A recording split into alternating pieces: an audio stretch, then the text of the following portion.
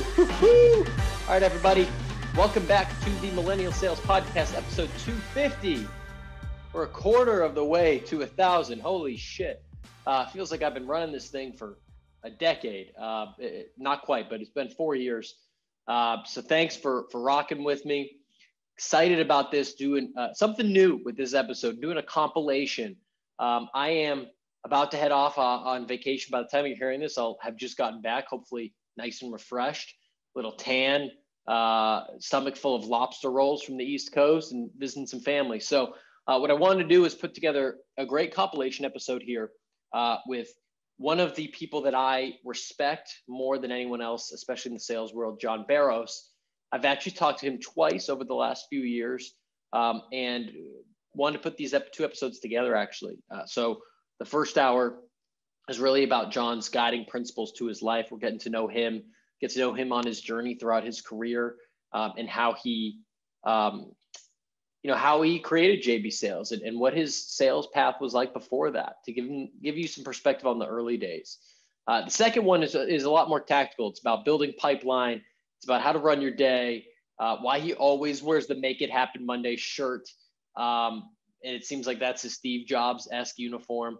So we get into a lot of that. And not only why is it so important to have a big pipeline, which I think we all get, but how do I actually do it via email or cold call? So I really hope you enjoy this episode.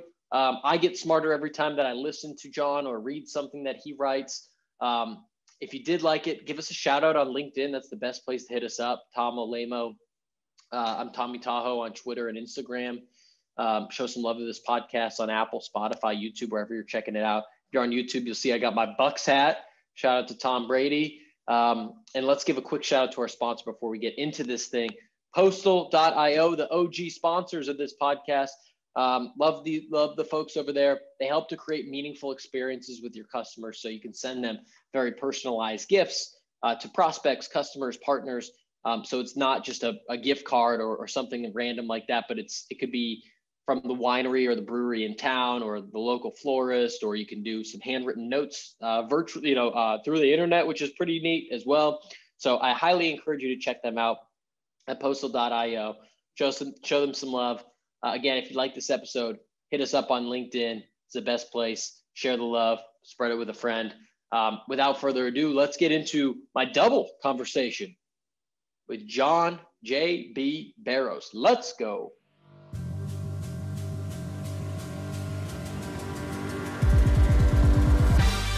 In this episode, I talk to the king of SaaS sales, John Barrows. Let's go. All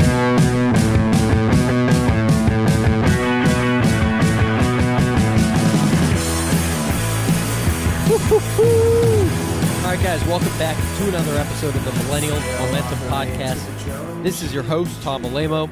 You can find me on social media at Tommy Tahoe, Twitter, Instagram, YouTube. You can find more about the show in the show notes and our blog at millennialmomentum.net. If you are new to the show, thank you for listening.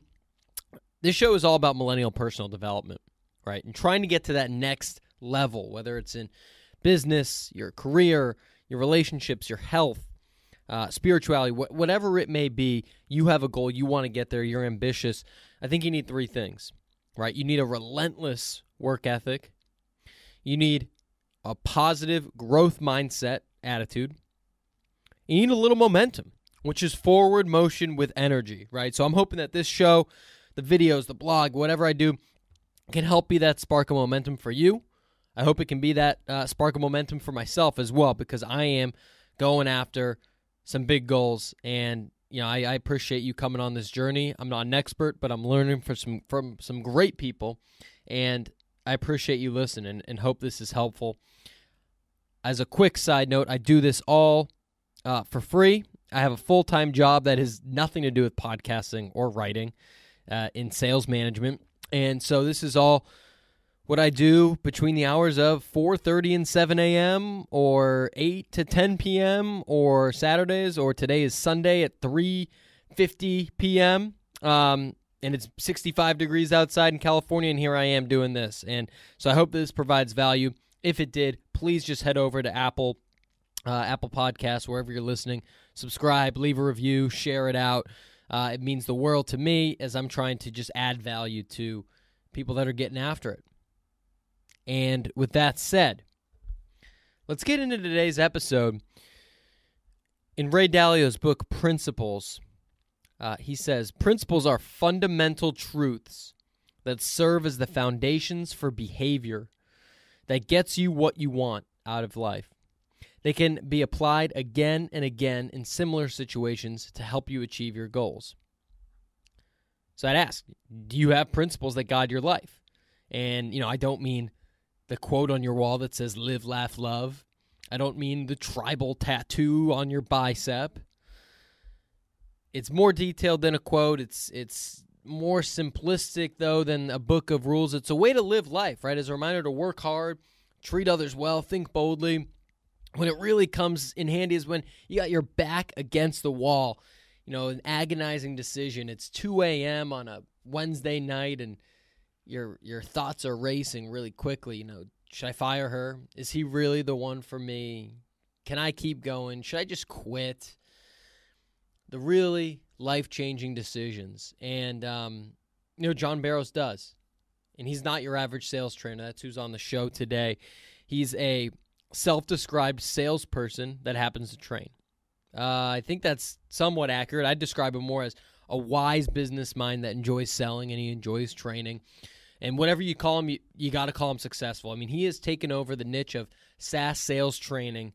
He's working with companies like Salesforce, LinkedIn, Box. He has trained my company, Tech Target, for the last year or two. I love his writing. I love his tips. He's got a great podcast himself, the Make It Happen Mondays podcast. Check him out. But despite that success, or anyone's success, we all have those 2 a.m. conversations with ourselves. And having these principles really helps to guide you in the right direction. I'm just going to read off his 12. I think they're so good. Number 1, work smart and hard. Number 2, always ask for feedback. Number 3, set high but attainable goals and tell people about them. Number 4, earn everything. Number 5, be open and honest with everyone, especially yourself. Number 6, don't think you're better than anyone else, but know no one is better than you. 7, confidence overcomes most shortcomings, except for an ego. Number 8, find your passion or find something else to do. Number 9, what goes around comes around. Number 10, you can learn something new from everyone and every situation. Number 11, make sure you can live with the worst case scenario. And number 12, get at least 1% better every day. And I think those are just spot on. And those are his, right? And I'm not suggesting necessarily that you copy all of his or any of his.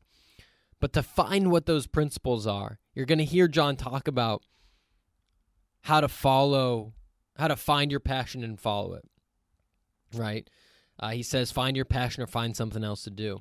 You're going to hear him talk about a 5-year plan. You're going to hear him talk about what has helped him go from lows to highs, help him be successful, what he hears from millennial salespeople all the time. And I think guiding principles, whether it's 1 or 12 or 30, finding what those are to you and staying true to yourself. And so this is a great conversation with John. We talk way outside of sales, but we start with sales tactics. We get into the mindset needed to be successful. We talk about focusing on your long-term growth over short-term results. Talked about what he learned from working with the Jack Welch. And above all that, we talk about these principles and how it guides life and what he would tell that person that's struggling right now, that wants to quit, that hates their job, that's facing those tough decisions. And so I'd be curious. If you have a guiding principle, let us know. I'd be really curious to hear of it. John says, in his wisdom, stop doing what you're supposed to do. He expands on that. But I loved having John on the show. Again, if you found value here, I think you will. Go and check him out. Check out his social, his blog, his podcast. It's all linked here in the show notes if you go to millennialmomentum.net. Without further ado, I will stop rambling and I will turn it over to Mr. John Barrows. All right, now coming on the Millennial Momentum podcast, he is the king of SaaS sales, training companies like Salesforce, Box, LinkedIn, Marketo, Google. Started as a sales rep over 20 years ago at Black & Decker. Moved into becoming a VP of sales at a high-growth tech company. Went into the sales training space. Now he's on his own. He is Mr. Make It Happen Monday. Mr. John Barrows, welcome to the show. Hey, Tom, what's going on, man? Thanks for having me on. I appreciate it. Yeah, thank you. Thank you. I've got a lot of emotions coming into this one because it's the last week of the month. It's the last week of the quarter, and Gronk just retired yesterday. And so I got a lot coming into this podcast, so I appreciate you coming on. Yeah, it wasn't surprising. I'm betting. So I think the WWE is actually in town in Boston. I'm putting money on the fact that Gronk comes out on stage to announce his WWE career kickoff as of tonight. So we'll see what happens. But I'm pretty confident the kid's going into wrestling. I believe it. He's got a massive future in him, no matter what he decides to do, if it's football or WWE or acting, whatever it is. Yeah, well, I wouldn't say acting. He's not that. WWE acting, fantastic, but acting, Gronk's not exactly the best actor I've seen. Yeah, that's true. That's true. Well, I appreciate you coming on, and I want to get right into it. And I've been a follower of your blog and your podcast for a long time now. Thanks. You train Tech Target, and have been doing so for the last year or two. I read in some of your writing that as you got into the sales training profession, it was a tough decision because you didn't necessarily want to be a sales trainer. Mm-hmm. And now you talk about passion and following your passion as being an important key. So could you go back in time and maybe describe how that came to be, how you went from one end of not really knowing if this is going to be right for you to now this is your full-blown passion and you're loving it and you're really growing in this area? Yeah, and just to clarify, passion, I actually think follow your passion is probably one of the worst pieces of advice anybody in my generation has given your generation. I really do. I think follow your passion is just absolutely a terrible advice. Because if somebody told me to follow my passion when I was in my teenage years or whatever, I'd be smoking weed and painting on the side of, you know what I mean? Like I'd be broke on the side of that, be an artist, right? Whatever. Because that's what I was quote unquote passionate about when I was, in my teens and early 20s. What I think is you find your passion and then follow it.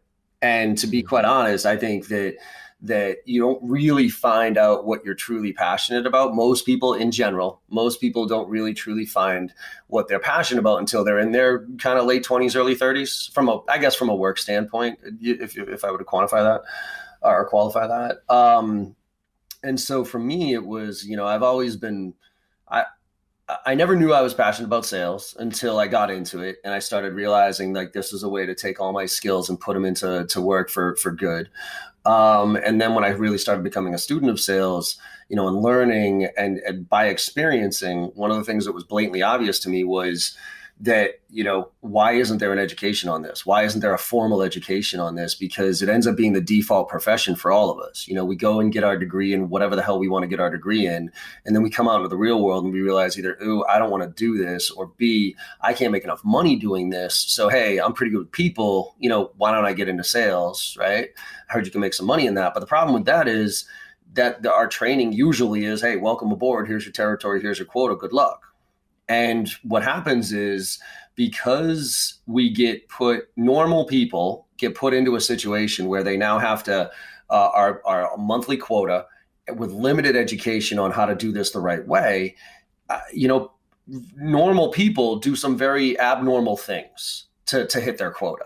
You know what I mean? So they cut corners. They basically lie, cheat, and steal just to do anything they can to hit that number so they don't get fired because they don't know any other way. And that's why I think our profession has gotten such a bad rap, is because, we're forced to do stuff for our own benefit so we can actually maintain a job and still getting paid. And so for me, when I've always had I don't say anger, but just frustrated that this is the number one profession on the planet, but yet none of us are actually formally taught how to do it. So fast forward, I've always said I'm not a risk taker. I'm a calculated risk taker. Like, I'm not the guy that's going to leave everything and live on my parents' basement and eat ramen noodles until I can figure something out. I need to have something in place there in order for me to jump on board. And that's what happened with me with the training. Was after I started my first company and I took this training and I scaled it up, and then Staples bought us, I knew I didn't want to be in corporate. And when the opportunity came up to be a trainer, I was like, no, because most trainers I had come across were either failed sales professionals or professional presenters. And I didn't want to be part of that. Like, if you've ever been through a training where you can tell the trainer's never actually done what they're telling you what to do, I was like, gross, right? So, but Basho was unique in the sense that the trainers had to sell using the techniques to then go fill up their pipeline and train, right? So I started doing that. And it was funny because my mom's she's been a career counselor since I was a kid. And I've had like a Myers-Briggs and a DISC profile since I was like 5 years old, whatever. And so I had this opportunity, which I was kind of opening up my eyes to all these different things. And I had this opportunity to be a trainer. And I was like, I never really thought of that, but whatever. So I asked my mom, I said, hey, Ma, I got this real interesting opportunity, never thought of before, to be a trainer. What are your thoughts? And she started laughing. And she was like, John, she's like, I never wanted to tell you what to do in your career. But if there's anybody I thought would be great at training or teaching, it'd be you. And I was like, really? So then I started researching my own personality, my own, DISC profile. I really started taking that stuff in seriously as far as what I liked. And I picked up this book because I had to do a training for Basho, which was the company at the time. I had to do a training as part of the interview. So I'd never formally trained before. So I literally went to Barnes & Noble, picked up Training for Dummies, and started reading it.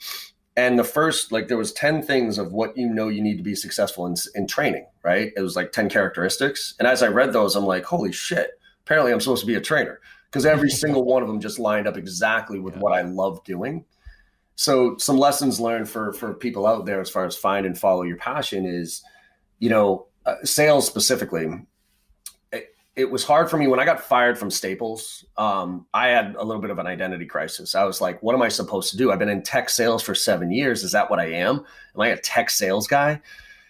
And my wife was the one who actually helped me think through this. She said, well, let's take a look back at your career and say, why were you successful in every role? Like what DeWalt? Like, why were you successful? Why were you the top rep in DeWalt, or at least in the region? Well, because I loved selling DeWalt power tools. DeWalt power tools were badass power tools, and I loved selling them, right? Xerox was my next job. Why was I one of the top reps at Xerox? Well, because it's not that I love copiers. Who gives a shit about copiers? But I genuinely thought that Xerox copiers were the best in the industry at the time. So I didn't have a problem representing them that way. And then my company, Thrive, I didn't care about technology like we did outsourced IT support. I cared about the people, and I knew the people that I was representing would execute for our customers. So it flipped for me. It was, don't go look for a job. It didn't matter what I sold. It mattered that I believed in what I sold. So you marry that to believing in what you sell, which I think is the most important thing you can do in sales, is to figure that out. Then marry that up to the sales training that I loved and worked for me. Now marry that up to the fact that I can now go deliver that to people while I do my job, right? Because I'm a sales rep that happens to train. So that, my true passion is sales. It just so happens that I'm okay at sharing it with people as I go. Yeah.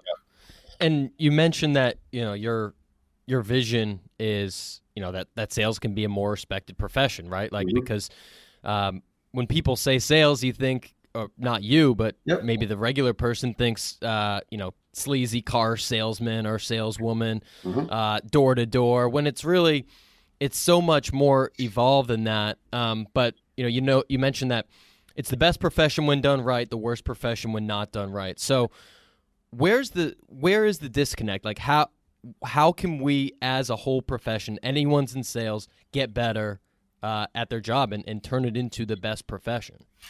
Yeah, it's funny. It's funny you bring this up because you said you had Morgan on a little while ago. So I brought Morgan Ingram, for those of you who don't know him. I brought him on about a year and a half ago. Shout out to Morgan. Yeah, there you go. And it was funny because, that kid's got, he's got energy for days. He's got passion for days.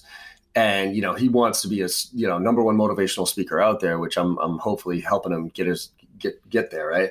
But one of the things we were doing, he's stuck in when I grew up in sales, it was literally, here's your territory, go. right? So I had to self-educate a lot, and I didn't have inbound leads. I didn't have any of these marketing, these sales automation tools like SalesLoft or any of that stuff. It was just, here's a phone, here's an Excel spreadsheet with a bunch of names, go. And so what I was able to do is I was able to round out real fast. You know what I mean? I actually think the new predictable, quote unquote, new 15 years at this point, but the predictable revenue model of the segmentation of roles has really stunted the growth of sales reps, because it helps people, I guess, stay in sales a lot longer, because the inbound role is like, taking inbound leads, and then you start doing outbound, and then you make, closing, and it's SMB, mid-market, enterprise. So, but it takes, a solid 6 to 10 years for a rep to be fully rounded and get experience at every single one of those levels. Whereas for me, it was like year one, you either figured it out or you didn't, right? Yeah. And what it figured out for me was, I always say there's this point where, you catch your sales groove, right? Where it's the day you wake up and, you don't really know what happened, but sales a little bit easier, right? And you don't know what happened or when it happened, but it's the day you start. It's the day you stop pitching your solutions and you start having conversations about your solutions. It's the day you start caring more about what the client needs than what goes in your paycheck, right? And that's oddly enough when your paycheck goes to the roof. But Morgan, it was funny because he came to me and he was in the SalesLoft world, right? The cadence world, coming up with a perfect message, putting the perfect cadence together, and then running those numbers and looking at the results and that type of thing.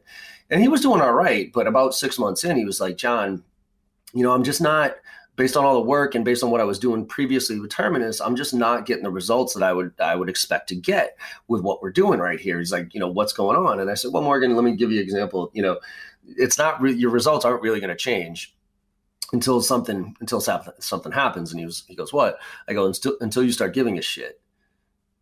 And he was like, excuse me? I go, look, I know you give a shit about your job. I know you give a shit about working here and that type of stuff. But until you genuinely start caring about what the client's needs are, your results aren't going to change. And that meant, and for him, it was a transition that he had to have, because when you do this training, like when you do deliver this training enough times and you get the feedback from the reps, like, holy shit, that was the best training I've ever been through. Or, oh my God, look at the results that I got by using the techniques that whatever, right? Like when that happens, that's when you start to say, oh, wow, okay, now I'm stopping pitching you stuff. Now I know the results that this shit drives, right? So it's the same thing with reps in their companies is, that's why I recommend every rep when they start a business, when they start working for their client company, is read the case studies, talk to customers, right? Why did they decide to work with that business, and why are they continuing to work? What's the difference they genuinely and truly make, right, for the right client? Because once you figure that out, then you transfer that enthusiasm. So to your question about how do we elevate, I think it's, unfortunately, we're in a situation right now where we still are very driven by short-term results, like monthly quotas and those type of things. So I think that takes away from the rep's ability to truly elevate this profession by doing it right. Because again, it breeds bad habits that every single month you have to hit your quota, but it's the name of the game. So we have to deal with it. So I think we have to segment out and say, okay, how can I segment out a quality approach that puts some time in for me to do some real good shit for the top tier accounts? And then my quantity approach, how can I do that without turning into a marketing spam engine? And by kind of having that bifocal approach, you're able to do the right things for at least some of your prospects and some of your clients, and hopefully that translates to the rest. But I think a lot of it has to do with making sure that what you believe, you genuinely believe in what you do. And I hate to say this, but for people out there that don't believe in what you do, I guarantee you your jobs are not very satisfactory. You know what I mean? Even if you might be getting that paycheck that you're looking for, I bet you don't go home at night saying, man, I bet you work for, the whole Gary Vee thing. I bet you pray for Fridays, can't wait for the weekends and hate Mondays. Like right now it's Monday, right? A bunch of people out there who are making decent money, but don't believe in what they sell. I guarantee they're waking up today going, oh, fuck. Okay. I got to get after it again. But if you genuinely care about what you do and believe that your solution makes a difference for the right client, I bet you're popping out of bed on Mondays being like, yep, can't wait to get to work here. And that's all the difference in the world.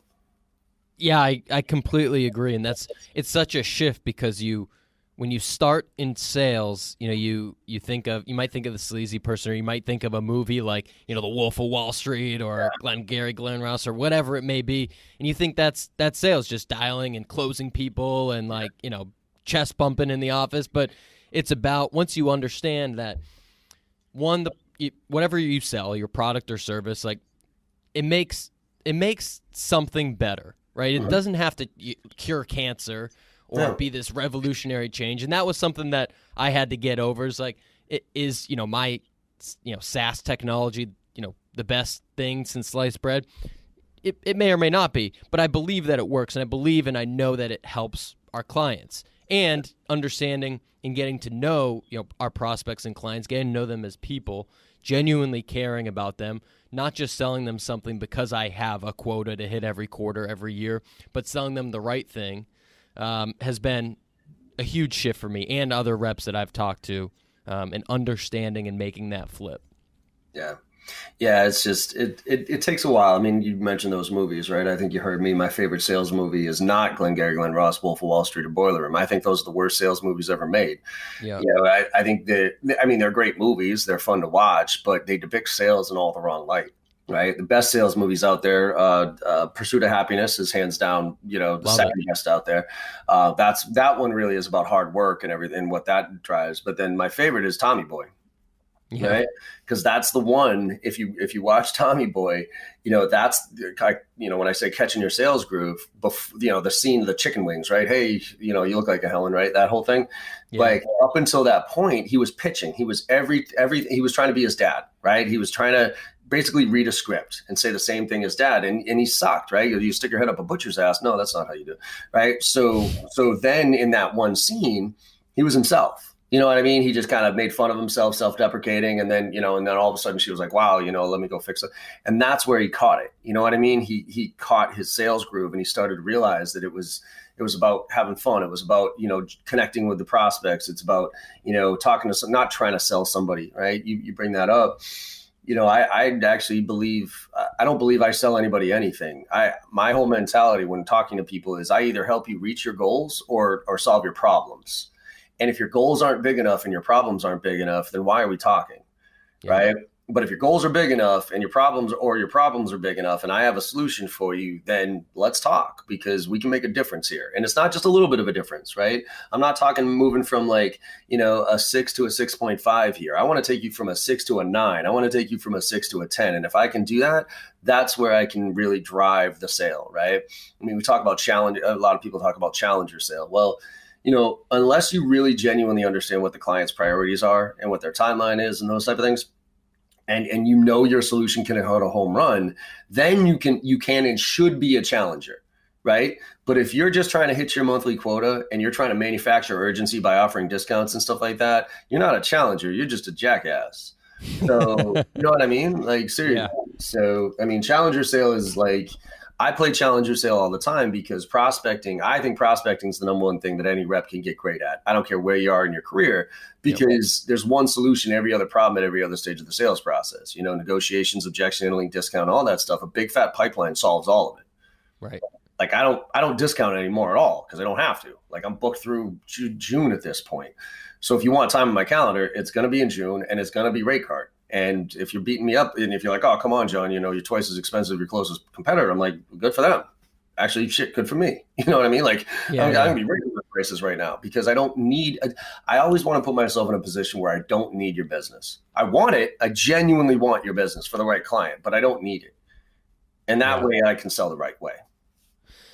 Now, you've mentioned a few times, like the focus on monthly quotas, quarterly quotas, short-term goals, for everyone in sales and for most businesses, especially if you're public. Yeah. How do this is a self-serving question as someone that is 3 months into a sales management role. And I want the focus to be with, my team that is, we're all, in our young to mid 20s, right? We for all intents and purposes, we don't know shit. So I want the focus to be on growth, on getting better. How would you recommend balancing that with, the ever-present monthly goals that they have, quarterly goals that they have? Yeah, so it's tough, right? I mean, one of the sad things that I heard, this was back, I want to say probably about 7 or 8 years ago during one of the election cycles or whatever it is. And I don't want to pick sides here, but one of the people running for president said that there was an interview. I was watching this interview with them, and they were talking about this survey that was done, which is if they were asked, 50 of the top CEOs of the top 50 companies in the world were asked, if you could do something today that in 5 years was a huge benefit to your employees, to your business, to your shareholders, to the environment, you name it, right? But it took 5 years to get there. But it took 1 penny off of your stock price today. Would you do it? And 50 out of 50 of them said no. Wow. 50 out of 50 of them. And what their justification for it was, if I did that today, if I made a decision that had, a negative impact on our stock price, I wouldn't make it to 5 years. So, which is sad, right? Which is, we are in this instant gratification world of, and especially to your point of publicly traded companies. So how do we deal with that as frontline sales managers, right? Because we're getting pushed, you're getting pushed to hit those quotas for the team, right? And you got to push that down to your team.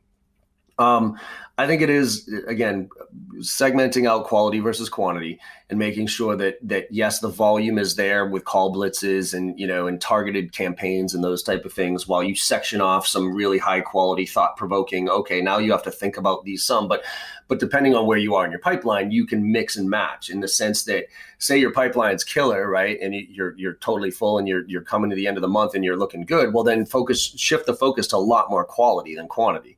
Whereas if your pipeline isn't where it needs to be, okay, then shift the focus a little bit more on the volume than not. But what I used to do as a manager, just to help with to your point of the continuous improvement and the learning component of this, as opposed to just the results side of this, was I always had this, I didn't have a lot of money, right? So when my first startup, we were self-funded, we had no money. I was 25, right? 26, 27 with some reps reporting to me, and I had no fucking idea what I was doing. So me personally, what I would do is I would go out and I would take as many trainings as I could. I would go to the free workshops. I would join the webinars or whatever it is. And I'd use that as an opportunity to learn about, micro learning. Is really what my focus was on, to say, okay, we have a process in place here. We have a structure, whatever. Now let's micro learn. So the idea was I would stand up every single week with my team and I'd say, all right, everybody, what's the challenge we're trying to address this week? Right.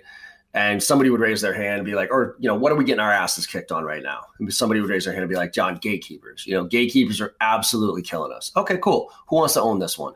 And I would have one of my reps, and this is for you from a delegation standpoint, I'd have one of my reps raise their hand, right? I'll take this one.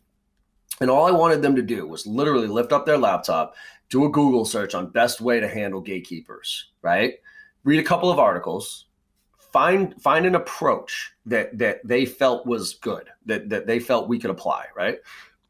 They would bring it back to the team and say, all right, and they do a little presentation. Okay, here's the challenges gatekeepers, getting through gatekeepers. I read this blog post that said, hey, here's a technique on how to get through gatekeepers. So now let's role play that out. Let's kind of get the bugs out. Let's make sure that we feel comfortable with this approach. And then everybody during the week, I used to have everybody carry a notepad. It was bigger than this, but a notepad next to their desk. And they would write down at the top of the notepad, challenge equals gatekeepers, approach equals whatever that approach was, and write it out, right? And then there'd be a T-bar on their notepad, and it would be plus minus. And the whole idea was, no matter what happens that week, no matter what happens, do whatever you want to do for everything else that happens. But when that thing comes up, when gatekeepers happen, you have to use that approach, right? And then you'd have to write plus minus. It worked, it didn't work. It worked, it didn't work. And then what I would do as a manager is I would collect all those pieces of paper at the end of the week and then add up the numbers and be like, all right, everybody, we hit 200 gatekeepers last week. We got 60 positives and 140 negatives. That's actually a pretty good approach for gatekeepers. Let's put that one on the list. Next week, what are we trying to figure out? John, this objection's killing us. Or John, hey, why don't we all try asking this question and seeing what happens, right? So if you think of micro learning along the way, you start to figure out small ways that you can introduce learning into the environment, and then while still focusing on driving results, right? That's a great idea.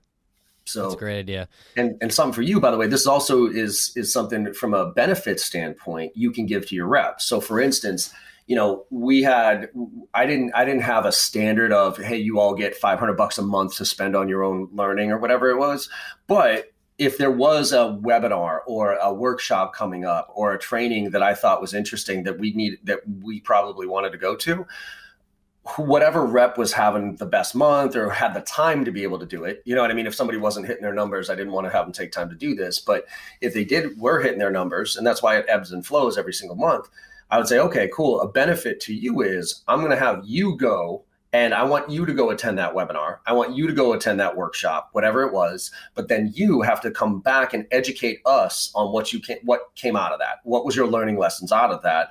And they would almost be the quote unquote project manager for that thing. So whatever that thing was that they brought back and we were going to try to implement into our process, they would product manage it in the sense of they would tell us how it worked. They would show us how we were going to track it. And then they would be the one responsible for figuring out. And this is easy stuff. This isn't like, oh, heavy lifting. Oh my God, I got to spend 5 days coaching people on this. This is, you spend an hour on a webinar, you take some notes on it, you pull the one thing out of it, you tell us how to do it, and you figure out how we're going to track it. At the end of the week, you tell us how we did. Right. That way I had this continuous learning mentality on the team where every single week we were picking, and it was almost like and this is my belief right now, you have to take an agile approach to selling right now, because what worked 6 months ago is not working right now. Right. So any technique that you come up with, as soon as it's labeled as a technique or recognized as a technique, it doesn't work anymore. So you constantly have to be like, okay, well, what's new, right? And that way you can start to figure things out. I mean, one more small, super tactical thing that everybody can do right now, and an easy way to gain knowledge is read the Gong Blog, man. The GONG. Really good. I mean, mind-blowing shit. And it's all based on data of millions of calls, right? So it's not like it's my opinion anymore about what a sales rep or a sales trainer thinks is a good idea. It's like, no. There's data that says this works. Let's at least use that as a baseline and then compare it to something that we're doing and split test it. Right. Yeah, they have just some great stats there. And we do a monthly session with our team called Iron Sharpens Iron, where we'll pick a topic and we'll come with ideas of, what's stopping us, similar to what you're saying. Here's some ideas, here's some blogs, books, whatever, podcasts that we've listened to that talk about this. And every single time, one of the best resources is the Gong Blog, because it just has such great data around it. It's stupid. I mean, I actually called up Chris Orlov. We're working directly with Chris now, because I called him up and I said, all right, when are you guys going to start your own training organization? Yeah. And he was like, what do you mean? I was like, dude, I'm not kidding you right now, and I don't want to put myself out of a job. And thankfully, all that Gong data, reinforces my stuff too. But if anybody out there right now is seriously considering getting into being an entrepreneur and likes training, for instance, all you have to do is go to the Gong Blog, take a data point on something, and put 3 slides around that data point of what to do about it, and you will be a better trainer than 95% of the trainers out there right now. Yeah. I'm not kidding. Epic. Yeah. I'm dead serious on that one. Like, if I was thinking about getting into training right now and being like, oh, what should I do? I would go read the Gong Blog, and I would take one cool data point and then come up with like a strategy around how to do that, and then go out and deliver it, because it's that good, and it's based on facts, not fiction. Yeah. Yeah, you got to check that out if you're in sales. And I want to take a little bit of a step back from the sales approach and get a little bit more into John Barrows. All right. And I'd be remiss if I didn't bring up, I found it. It was wide open on your site and on your LinkedIn, your 12 guiding principles. Mm-hmm. And when I saw that, I was like, oh shit, that's money. That's money. So I have 2 questions. One is, how and when did you develop those principles? And then the second is, like, how do they guide you on a daily course or weekly or yearly course? Yeah, it's interesting you bring it up, because I think there's, I was actually just watching a blog or LinkedIn post from Richard Harris today about, interviews, right? And he's like, you're not being interviewed, you need to interview, right? So you're interviewing the companies. And I tell reps a lot this all the time. It's like, when you're looking for a job, I think the most important thing any of us can do is literally outline what your values are. What are your values as a human being? What do you truly value? Okay. Personally. And then once you really truly understand what your values are, then, and a lot of people call this your why, those type of things, but it's not just your why of why do you do what you do. It's the core values that drive what you do. Okay. Based on that, then you start looking for organizations that fit those values. And, you know, when I was at Rainmaker, for instance, I was being asked to speak at a panel and it was on communities. And she asked, you know, John, what's the most important part of building a community? I said, well, you have to build a community based on shared values. Because you and I can disagree on opinions, on whatever. As long as we have core values in play, then it's going to be a healthy debate. It's going to be a healthy discussion. But you and I, if we do not have our core values in line, it's going to be a disaster, which is why, for instance, why we are with where we are with politics right now. Like and just as a small you know, and I don't want to get too much into this, but we have lost our core values as America, for instance. You know what I mean? It used to be Democrats and Republicans and whatever, but at least we were Americans and we believed in the American core values. Now, those core values, you ask two different people on both sides, and it's like, nope, that's not our values anymore. So that's the problem with where we are right now, because now people are just yelling at each other. All right. So that resonated with me. And you asked like when I did it, I actually don't know. I know I did it early.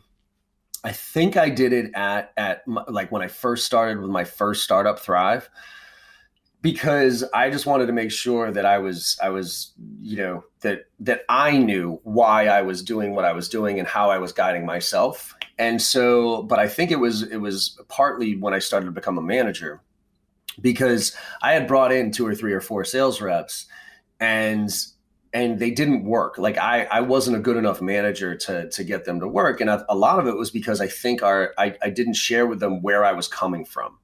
Yeah. So one of the things I did was I outlined my 12 guiding principles. And I said to them, you know, one of them is work hard and smart. Like people, work smart and hard. You know, everybody says work smart, bullshit. You have to work your ass off. You know, everybody asks me, John, what's the secret to success? You know, you've been successful in your career and all that stuff. I'm like, working your ass off, period. Like, I'm not that smart of a kid. I went to a state school, drank my way through college, you know, whatever, but I'll just work harder than you. And I know it, you know what I mean? So I'm like, I'll beat out the smartest kid on the block any day of the week when it comes to work ethic. Okay. So work smart and hard. You know, find your passion or find something else to do, not follow your passion, find your passion, right? All those things. So I did that for myself to kind of keep a guiding light on decisions I made, you know, all that stuff. And then it made it great from when I would hire reps, because I would say to them, I would say, hey, I just want to let you know, here's my 12 guiding principles of how I live my life.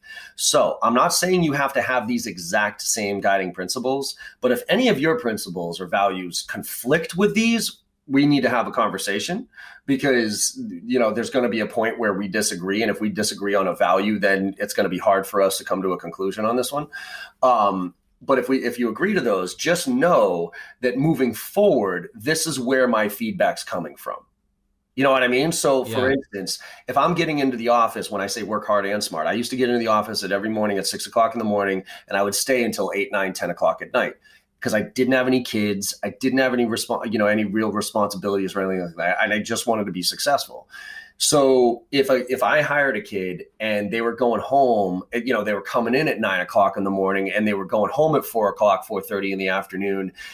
Look, if you're crushing your numbers, then I don't give a shit, right? But as soon as your numbers were even questionable and you were doing the 9 to 4, 9 to 5 thing, and you were seeing me get agitated with you, that's where it was coming from, because I was in on the weekends. I was giving up my Friday nights to work. You know what I mean? That type of stuff. I wasn't going out and getting, you know, rip roaring hammered with my friends every single fucking night. I mean, I did, don't get me wrong, I did plenty of partying. But my point is like, if you didn't believe in that stuff, then you got fired pretty quick, because our values were off. And so I really do think that any individual, any manager should sit down and really have a very strong conversation with themselves about what do they value. Write those down. And then anybody who's looking for a job or an employment should have their own values, and marry those up to look for companies to work for. Yeah, it's something that I come across a lot from, you know, a lot of people that I look up to, whether it's someone like, you know, Tony Robbins or, you know, Michael Gervais, the sports psychologist. There's just a lot of biographies you read that people lay out, whether it's one or whether it's 12 or however many, the philosophies or the principles that guide their life, so that when you have that time when you're hiring someone or you feel like shit or you're in a slump or whatever it is, you go, well, am I living up to these principles? You have a tough decision to make. You know, well, let's just follow the principles, similar to, like Ray Dalio's book, where he set the guidelines and, you kind of follow through based on whatever those models are. And that's what guides your life. I'll give you an example. So I brought on a friend of mine, Chris Merrill, who's my new CRO. I grew up with the kid since we were, 5 years old, and he's now my CRO responsible. But his main focus is sponsorships and partnerships, right? And I told him straight up, I go, look, when we look for sponsorships, the number one criteria on taking money from somebody, right, to sponsor a webinar or whatever that we're doing, number one criteria is ethos.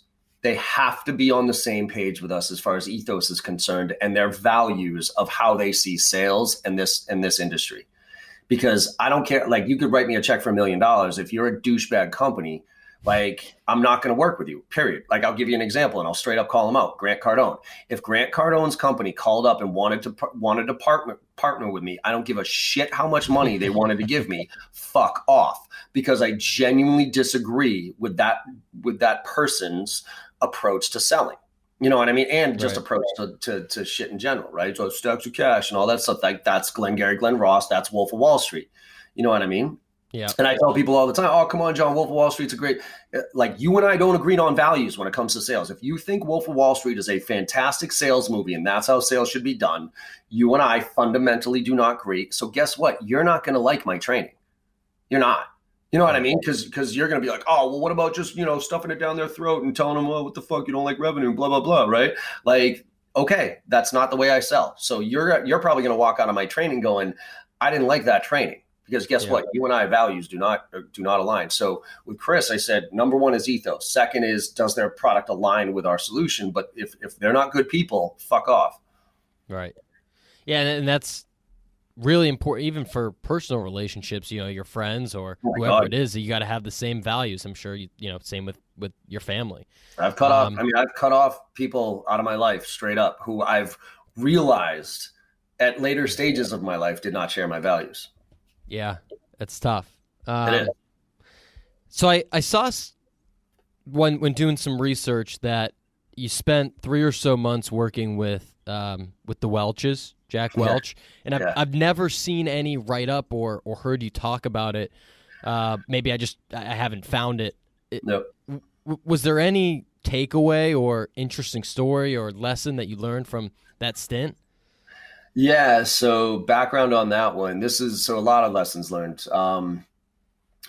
One of them, so I'll pick a few. I got fired from Staples so they acquired us. This guy, Jay Baitler had acquired us. He was the head of like a $12 billion part of Staples. He was the one who acquired us. When they were doing, and I was, 27 when they were acquiring us. And so again, I had no idea. None of us as a management team had no idea like what to do, right? Because the first time we're small kids, so we were going through the interview process. So we brought in a consultant to come and talk to us about, hey, this is what to expect and this is what you should probably say. And I suck at lying. I'm about as transparent as it gets, but I was a minority shareholder. I didn't want to screw anything up. So this guy basically told us what to say, right? So now Jay comes in and interviews us one by one, and he gets to me and I do my thing and he's like, so what do you think about the interview? And I'm like, oh, it's going to be great. I can't wait and blah, blah, blah. And in the back of my head, I'm going, you guys are going to fucking ruin us. Like you're going to fire us all in 6 months. It's going to be a disaster. So that obviously came through. Yep. So he started off with a negative perception of me in the beginning. That didn't get any better. And so eventually a year later, he fired me. And I always say there's this one closing technique called the doorknob close, where after you lose a deal, you ask the client, hey, what's the real reason I lost? You know what I mean? Not to try to resell them or anything like that, but just to genuinely understand what happened. And I've done that throughout my career. Anytime I thought I had I was convinced that we were the right solution and we had this deal and I lost, after the dust settled, I would reach back out to the client and say, hey, for my own personal and professional development, would you help me understand what happened here? And, maybe 1 out of 10 of them will give you some feedback on that. But that feedback is fantastic. So that's what I did with Jay after he fired me. He said, I said, hey, Jay, just for my own personal and professional development, help me understand. And he was so open to giving me feedback and so appreciative of me coming to him. He said, John, the fact that you came and asked me what happened here tells me more about you than I knew in the year of working with you. right? Mm-hmm. And what I learned in that was like my MBA. Like that hour with Jay was my MBA, right? Because the stuff that I learned in there was, and you can even look at that one as like the biggest learning lesson of my career. That's the blog post on that one. Yep. But what happened, and as this relates to Jack, then I get this opportunity where this kid reaches out to me on LinkedIn and he's like, "Hey, John, I got this opportunity to work for you for the top CEO in the world." And I'm like, I thought it was pure spam. I'm like, fuck you, right? I didn't remember who the kid was, so whatever. Second email, he hits me up. He's like, "John, it's to work for Jack Welch." And I was like, whoa, what? All right, you got my attention, so you might be full of shit, but the name Jack Welch pops up because he's my all-time business idol and all that stuff, right? So he gets on the phone, and this was one of my guiding principles, which is what goes around comes around. Early in my career, this kid was looking for a job. So one of my buddy's companies was hiring. And he's like, "Hey, John, would you mind just talking to this kid just to see if he's a good fit for me?" So I was kind of interviewing this kid for that job. And it was in an IT services field that I was familiar with. So I talked to the kid and I gave him some feedback and some kind of life lessons or guidance or whatever. I don't even really remember. And he didn't end up taking the job, but and I was like, when I got on the phone with him, fast forward for this position, he goes, "You don't remember me, do you?" I'm like, "I'm sorry, man. I have no idea who you are." And he goes, "Well, about 7 or 8 years ago, you gave me some career advice. You gave me an hour of your time, which I knew was extremely valuable. And you gave me some career advice that changed the trajectory of my career." And I was like, "Oh, cool." He's like, "So when now I'm a recruiter, and now I recruit for Jack Welch and his new online MBA program that he's doing. And you were the first one that popped up." And I was like, "No shit." Right. So going back to what goes around comes around, that's a learning lesson. Now, fast forward, I get to meet with Jack Welch. Well, now, mind you, I thought I was just going to meet with Susie. So Susie and Jack, right? Now, Susie's like pretty high up there for her own accord, right? So in preparation for this meeting was down in Florida. Their receptionist said, "Oh, well, Susie's really looking forward to meeting with you." And I'm like, "Well, what about Jack?" And she goes, "Well, he might show up." So I was like, all right. So this flipped from them interviewing me to me interviewing them, because I had my own company, had a good thing going. So why would I go work down? Even if it is Jack Welch, why am I going to, right? So I come up with questions. Now, mind you, Jack Welch Management Institute, they had tied themselves to this Chancellor University, which was this piece of shit college in Cleveland, Ohio. Piece of shit, like nonprofit college in Cleveland, Ohio. And my first literal question to Jack was going to be like, "Jack, what the fuck?" Like you could have called up Harvard, MIT, anybody and said, "Hey, I want to do an MBA." And they would have said, "Yes, please." Why this piece of shit college, right? Because his whole thing is radical candor. Like candor is the most important thing, right? Which I'm a big believer in. So that was going to be my first question to him. Now, mind you, I'm sitting there. I go to the interview. I sit down and I'm getting ready. I'm expecting Susie to come in, right? And it's in this tiny little office with like total startup office, right? Not something you would expect from Jack Welch, almost billionaire. And all of a sudden, across, Jack Welch shows up in the doorway and he looks down and he goes, "John Barrows." And I look up, I'm like, "Jack Welch." And he's like, "Get in here, let's have a conversation." And I was just like, holy shit. So now I don't get nervous very much anymore at all, right? But now I'm sitting across the table from the man, right? And I'm like, and I'm about to ask my question. You know what I mean? Like I'm coming straight strong right out of the gate. And before I even get a word out of my mouth, he goes, "So let me tell you about this bag of shit college, Chancellor University I got myself involved in." He's like, "Boy, did I make a fucking mistake." And I was like, oh, thank God, because he's a Boston kid, right? So him and I were just like, and I was like, "Oh, fucking A, Jack, thank you," right? And it just went straight into like just a really good conversation. And fast forward from there, so it was like radical candor, like that, the interview, right? And going back to another learning lesson, I was interviewing him as much as he was interviewing me to make sure that our values were aligned. And our values were very clearly aligned as far as how business was done, because I had already known and done my research on him. Then they were looking for an interview. Then they were looking for a reference. Okay. Guess who I used as a reference to get a job with Jack and Susie Welch? Jay Baitler, the guy that fired me from Staples. Yeah.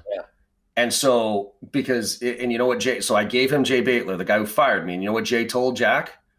"If you don't hire John Barrows, you're an idiot." Wow. So literally probably one of the worst things that's happened to me in my career was the best thing that ever could have happened to me in my career. And this is another learning lesson from that whole experience. And going back to Staples, was I wrote a blog post on this one called "Stop Doing What You're Supposed to Do." And this aligns with kind of values and stuff like that. 2 experiences in my life that woke me up to stop doing what I was supposed to do. One was my first fiance. I was in college. I got my first, I started dating this girl at the end of my freshman year, and I locked into her, right? So for 3 years in college, and then 3 years after that, I even moved her up to Boston, everything. I knew it wasn't right. It didn't feel right. I knew this wasn't right. But what do you do after being with somebody for 7 years, right? You get married, right? Like, that's what you do, right? I mean, after 2 or 3 years, fuck it. But after 7 years of somebody, like, you're supposed to get married. Then you're supposed to buy a house. Then you're supposed to have a kid, right? Now, thank God so we got engaged. Thank God she ended up breaking it off with me. So she left me, right? And I was devastated. But like literally 2 days later, I woke up and I was like, it was like this huge weight had been lifted off of my shoulders. Like, oh my God, like that was probably the best thing personally that's ever happened to me. Now I'm with the woman that I should be with, my wife and my daughter, and I'm super happy.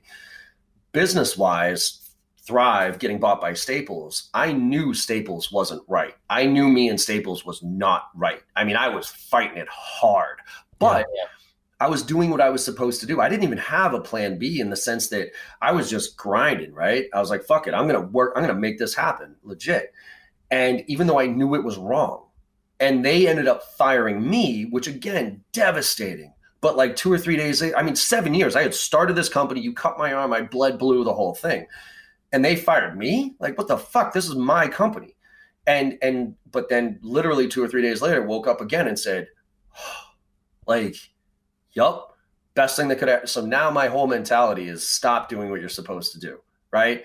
Like do what you believe based on your values you should be doing. And if somebody doesn't appreciate that, go find something else to do. Love that. Stop doing what you're supposed to do.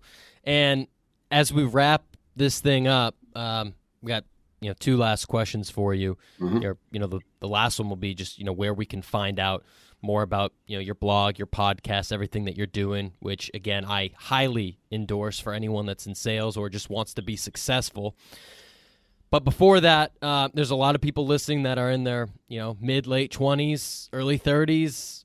They might be in sales, they might not be in sales, they might run a business, whatever it is, but they're kind of stuck in a slump, and we're a quarter way into the year, and things might not have turned out the way they wanted when they set those New Year's resolutions or when they set their goals for the year, and they're hitting a slump and they hate their job and they don't know what to do. They don't know where the paycheck's coming. Yeah. Do you have any simple words of advice for those folks? 2. One is, what's your 5-year plan? All right. I used to think this was a stupid question when you would go through your interviews and the manager would say, oh, what do you want to be in 5 years? Oh, I want to be a manager, that type of bullshit. I actually used to think it was a joke. Now I think it's really important. And I think it's probably an experience thing from my standpoint, being 43 at this point in my career. But I would really sit down and ask yourself, life-wise, forget about job, forget about money for a second here. 5 years out, where do you want to be?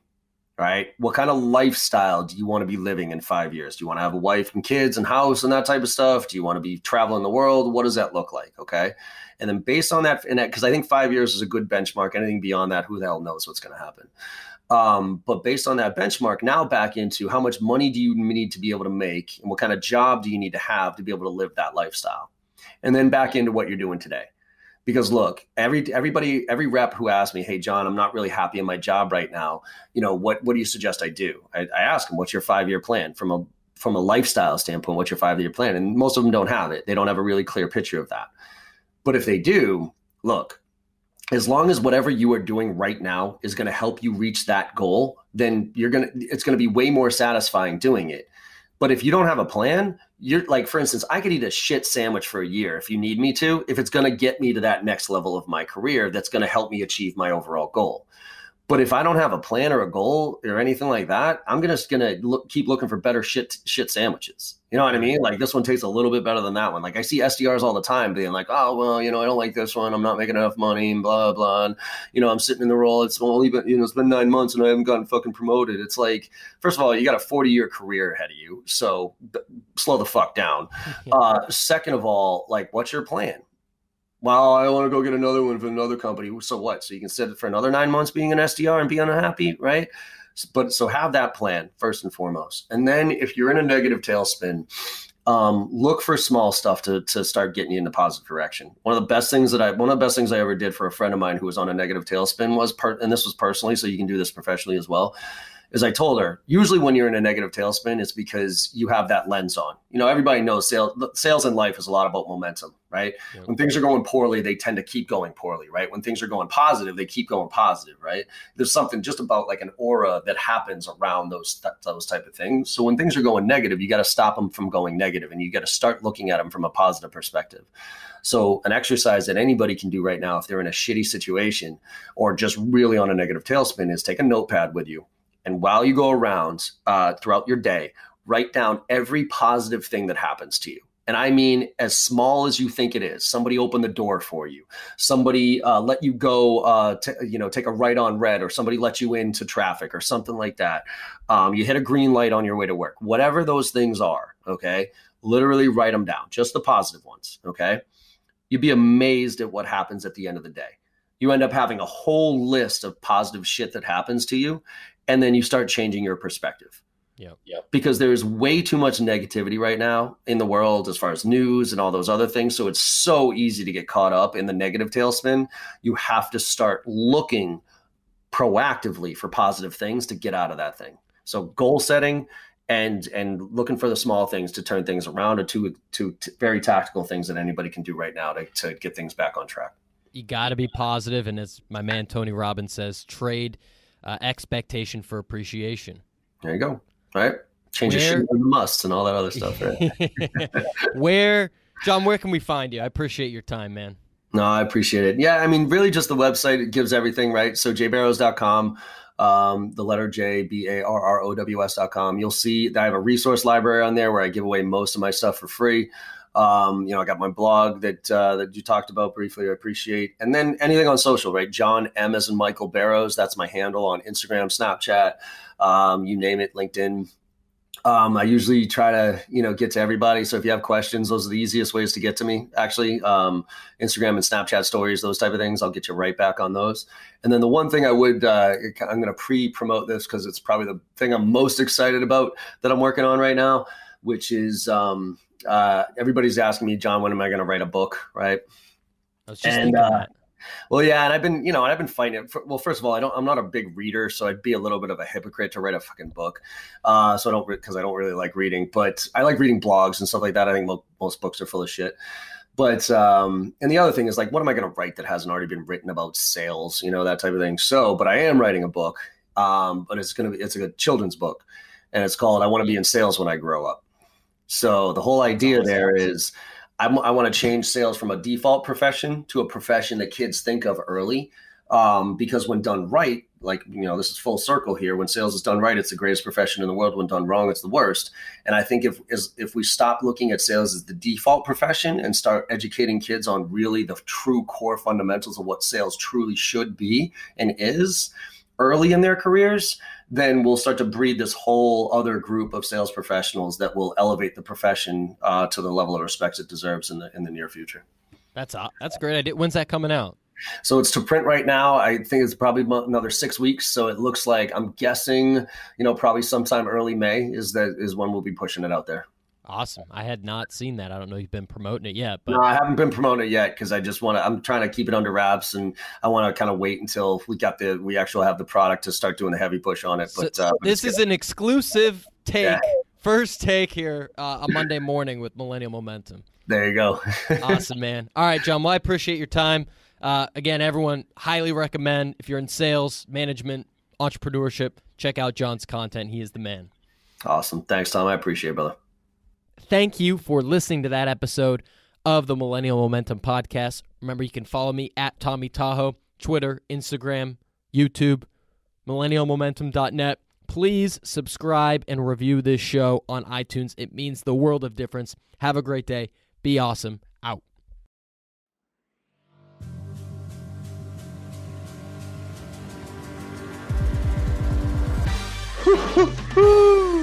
All right, everybody, welcome back to an episode of the Millennial Sales Podcast. This is your host, Tom Alemo, Tommy Tahoe in the house.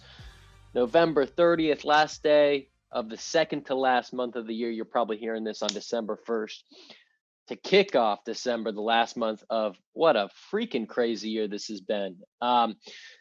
Excited for this podcast for a lot of reasons.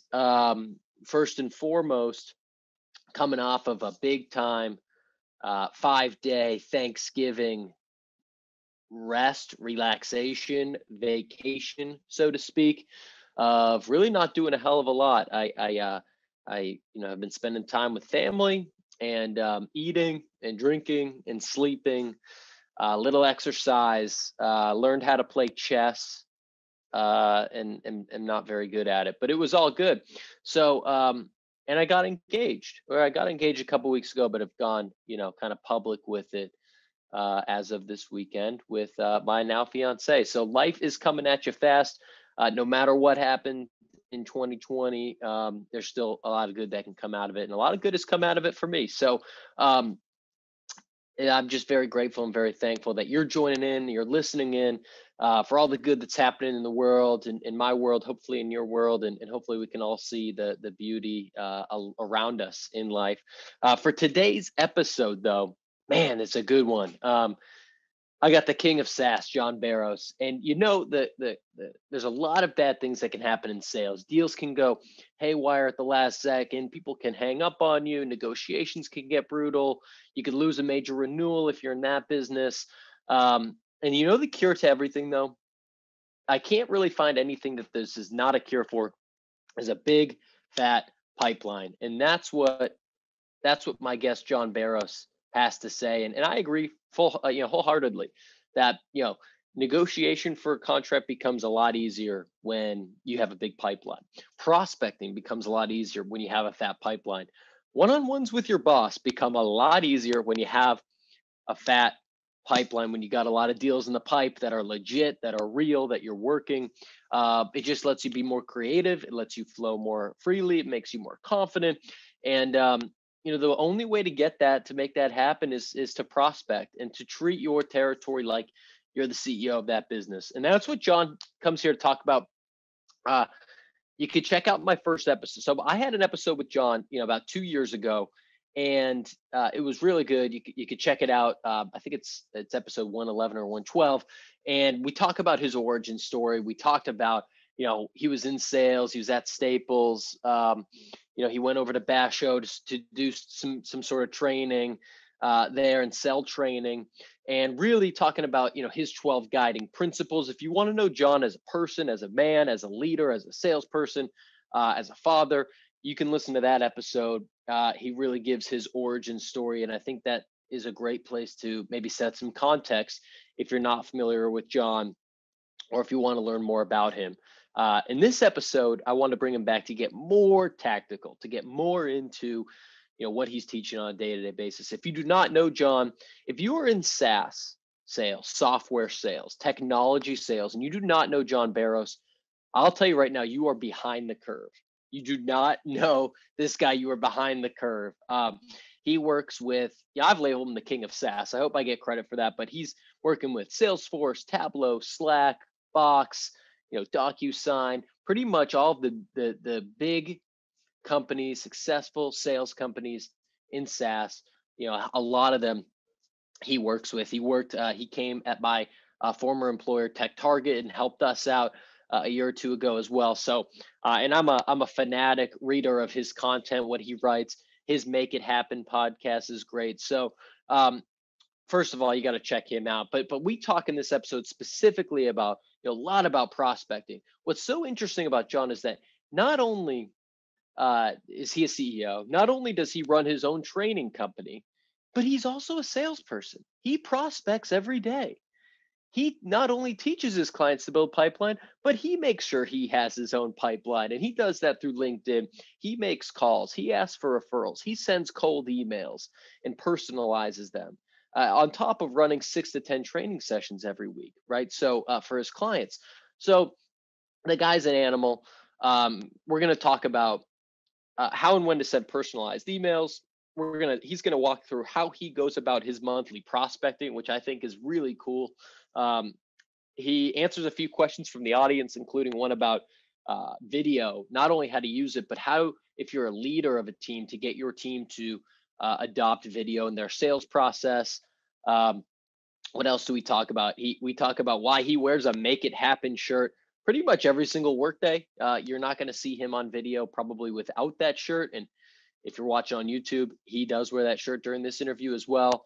And he shares also about, some of his time management. Friday, My Day is something that he created to give him and his employees a little bit of space, a little bit of breathing room for creativity and mental health on Fridays this year, given everything happening in 2020. So a few things you can do if you like what we have to say here in this episode. Number one, first and foremost, go check out John.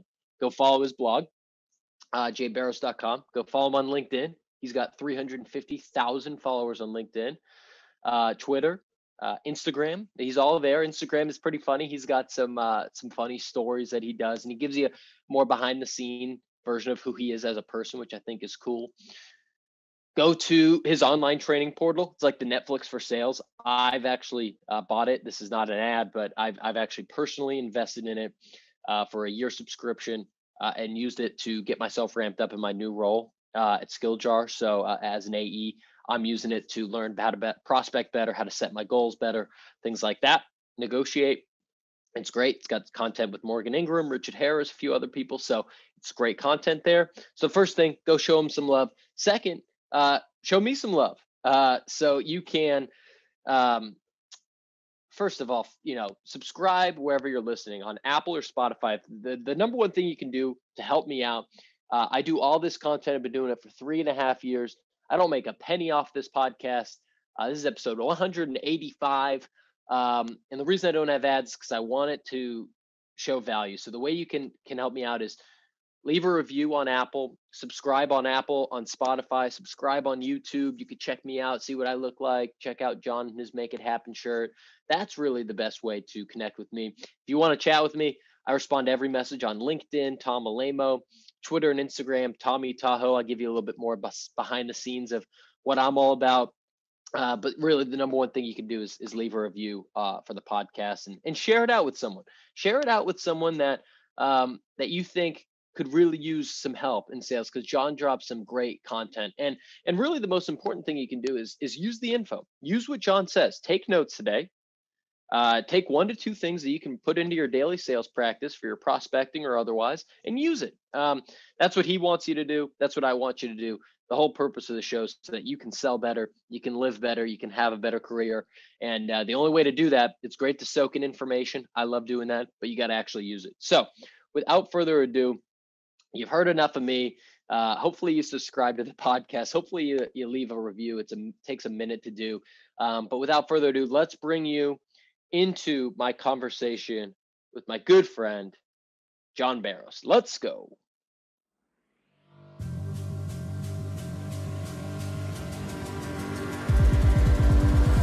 John Barrows, good morning, man. Welcome to Millennial Sales. Let's make it happen. Hey, what's going on, Tom? I appreciate you having me on here, man. Absolutely. Absolutely. I got to ask, just to kick it off, you got the Make It Happen shirt on. Every video podcast that I see, you've got it on. Do you wear one? Do you have 5, one for every day of the week, or how's that set up? I got about 50 of them, man. Yeah. So I wear one every day of the week. It actually stemmed from when I was doing sales kickoffs, actually last year when I do sales kickoff month. This one's going to be weird because it's all going to be virtual, but usually sales kickoffs are, my busiest time of year. So January, February. And what was happening was I would, 5 days a week, I'm going from San Francisco to Vegas to to wherever. And it's like 1 day, 1 out, 5 days a week. And for me, I could get, I was dressing in a collared shirt, jeans, and my shell toes, right? With that, I could get 3 days in a backpack. So 3 collared shirts, 3 pairs of underwear, 3 t-shirts, whatever. The jeans will last 3 days, whatever. But 4th day, I had to bring a carry-on. And carry-ons are a pain in the ass when you're going from place to place to place to place to place, right? So I was like, how can I get 5 days in a backpack? And I was like, well, shit, I like the, my tagline here, make it happen. Like that makes it easy. So with a blazer on, I could get 5 t-shirts, 5 pair of underwear, 5 pair of socks with a blazer and jeans. And that's 5 days in a backpack. And so it got me there. And I didn't do it because, you hear Zuckerberg and, a lot of the executives, they talk about how they wear the same thing, right? Zuck wears the same exact thing. What's his name? Apple, he always used to wear the same stuff. And it was because they wanted to reduce, they call it decision fatigue, right? Where they make so many decisions in a day that they wanted to remove as many of those basic small decisions because those pile up. And as much as I thought that was kind of a joke, now that I'm in that zone, it's absolutely true. I wake up in the morning, I grab my Make It Happen shirt, my jeans, and I'm done. I don't even think about what I'm wearing, and it's awesome. So yes, I wear one every day. I was curious if it was purely branding or if it was like a decision fatigue, like Steve Jobs type of vibe that you had going on. It was a little bit of everything. It was actually for me to get on an airplane, you know what I mean? Like, so I didn't have to do a carry on, but it led to a decision fatigue and also the branding part of it, because it's also a mentality. Like, my mentality is make it happen. So it's almost like every morning when I put the shirt on, I have that mentality and I'm ready to go. I love it. I love it. So it looks like from following you around on Instagram that you've been traveling a ton in the last few months too. Did you buy an RV or did you rent one, or what's going on with that? That's a whole nother story, man. I never thought of myself as an RV guy in any way, shape, or form. I mean, my wife and I had some bucket list trips this year, right? We were going to go to the Galapagos, like the Caribbean, and a bunch of other places. And obviously that all got canceled. So I'm like, all right, well, fuck, screw it. Let's go. Let's like kind of take our vacationing into our own hands. And kind of like COVID wise, we felt like an RV was, my daughter's 9 too. So I thought it'd be a cool time to take a trip across the country. But when we looking into them, they were super popular. So renting one was kind of a pain in the ass for the time slots that we wanted. We ended up going to the dealer to check it out just to see if we could sit in one for hours. Right. And we ended up doing the math and realizing that like it costs $250 a month $250 a night to rent one of these things, like a decent one. And it's a $85,000 thing that we get, like, 30 foot, whatever, sleep 7. And if you put 20 grand down, the payments are $450 a month. So I did the math, I'm like, wait a minute, one night is $250, a week is $1,500, give or take. So if I rent this thing out for a week, it pays for 3 months of the mortgage. All I have to do is rent this thing out 5 times a year and it pretty much pays for itself. I'm like, screw it, let's buy it. So we ended up buying it. We drove cross country. We drove to Yellowstone, which was super fun. And then just this weekend we went up, now we're doing like kind of little weekend trips and just trying to get away, and just, if nothing else, to get away from the insanity. It's been a really good kind of mental clarity thing that me and my wife and daughter are kind of take advantage of as much as we can these days, but still blows my mind that I'm now an RV owner, because that's about the last thing if you had asked me last year, John, do you ever see yourself owning an RV? I'd be like, dude, that's the last thing I could see myself owning. But we are where we are and you got to adapt. It's crazy. And I've seen that like all over from other people, random people on social media, that they bought or rented RVs. It's like, man, it's not a great time to be a salesperson of some things, but like RV and Zoom is like, if you're a salesperson of either of those two things, you're doing pretty well this year. You're doing all right. There's certain things that absolutely popped when COVID hit, right? And certain things obviously got destroyed, but man, if you were in certain industries that were kind of, oh yeah, like to haves, now all of a sudden must haves, yeah, you're making it rain right now. For sure. So that leads me to, you had a great post that you've talked about. I think it got a lot of traction when you came back from that 2-week trip and you had, 2,000 or so emails and you were combing through them and you kind of sorted them out into, marketing spam versus, sales rep emails versus, thank you emails and so on and so forth, customer service. And there was such a lack of personalization, right? I don't have the stats in front of me, but the main takeaway was like, sales reps aren't, they didn't personalize anything to you. So I want to dive in on that. Like, that seems so hard to believe because you put so much content out that's, main part of your job. So when you say that it's not personalized, do you mean they're not referencing anything of the content that you had? They're not referencing anything about JB Sales. It's just like, hey, John, here's how we can help you do XYZ. Like, is it really that vanilla? So it shocked me, man. Cause I've been training now for 12 years or something like that. And, and especially early on, it was all about personalization. Right now I've kind of shifted to personalization and relevance and whatever, but I've been preaching about, and look, I'm not that important, right? But I run my own little 7-person company here. I'm also, to your point, I'm also not shy about what I invest in. I mean, all you got to do is listen to 1 or 2 podcasts and you'll hear me drop some sort of technology that I'm using or what I'm looking for or whatever it is. And when I came back, there was 2,040 emails in my inbox. and I segmented them out to list service and all that other stuff. And there were 78, what I would consider 78 sales emails, right? Which were somebody trying to get a meeting with me to sell me something. Okay, cool. 0 of them were personalized. 0. And I mean personalized, anything along the lines of, hey, John, I read your blog. Hey, John, I was on your LinkedIn profile. Like even the basics of personalization weren't there. And I couldn't, like, to me, I'm sitting there, I'm like, wait a minute. Like, again, I feel like I'm beating the same drum over and over, and people are like, oh yeah, whatever. Okay, personalization, we get it. Yeah, we all personalize, but nobody is. And to me, I think a lot of people talk a good game about personalization, but we're still in a world where numbers matter. And I also think that we're in this transition phase right now where people understand that quality is the way to go, right? Account-based marketing and all these different things, right? Personalization at scale, blah, blah, blah.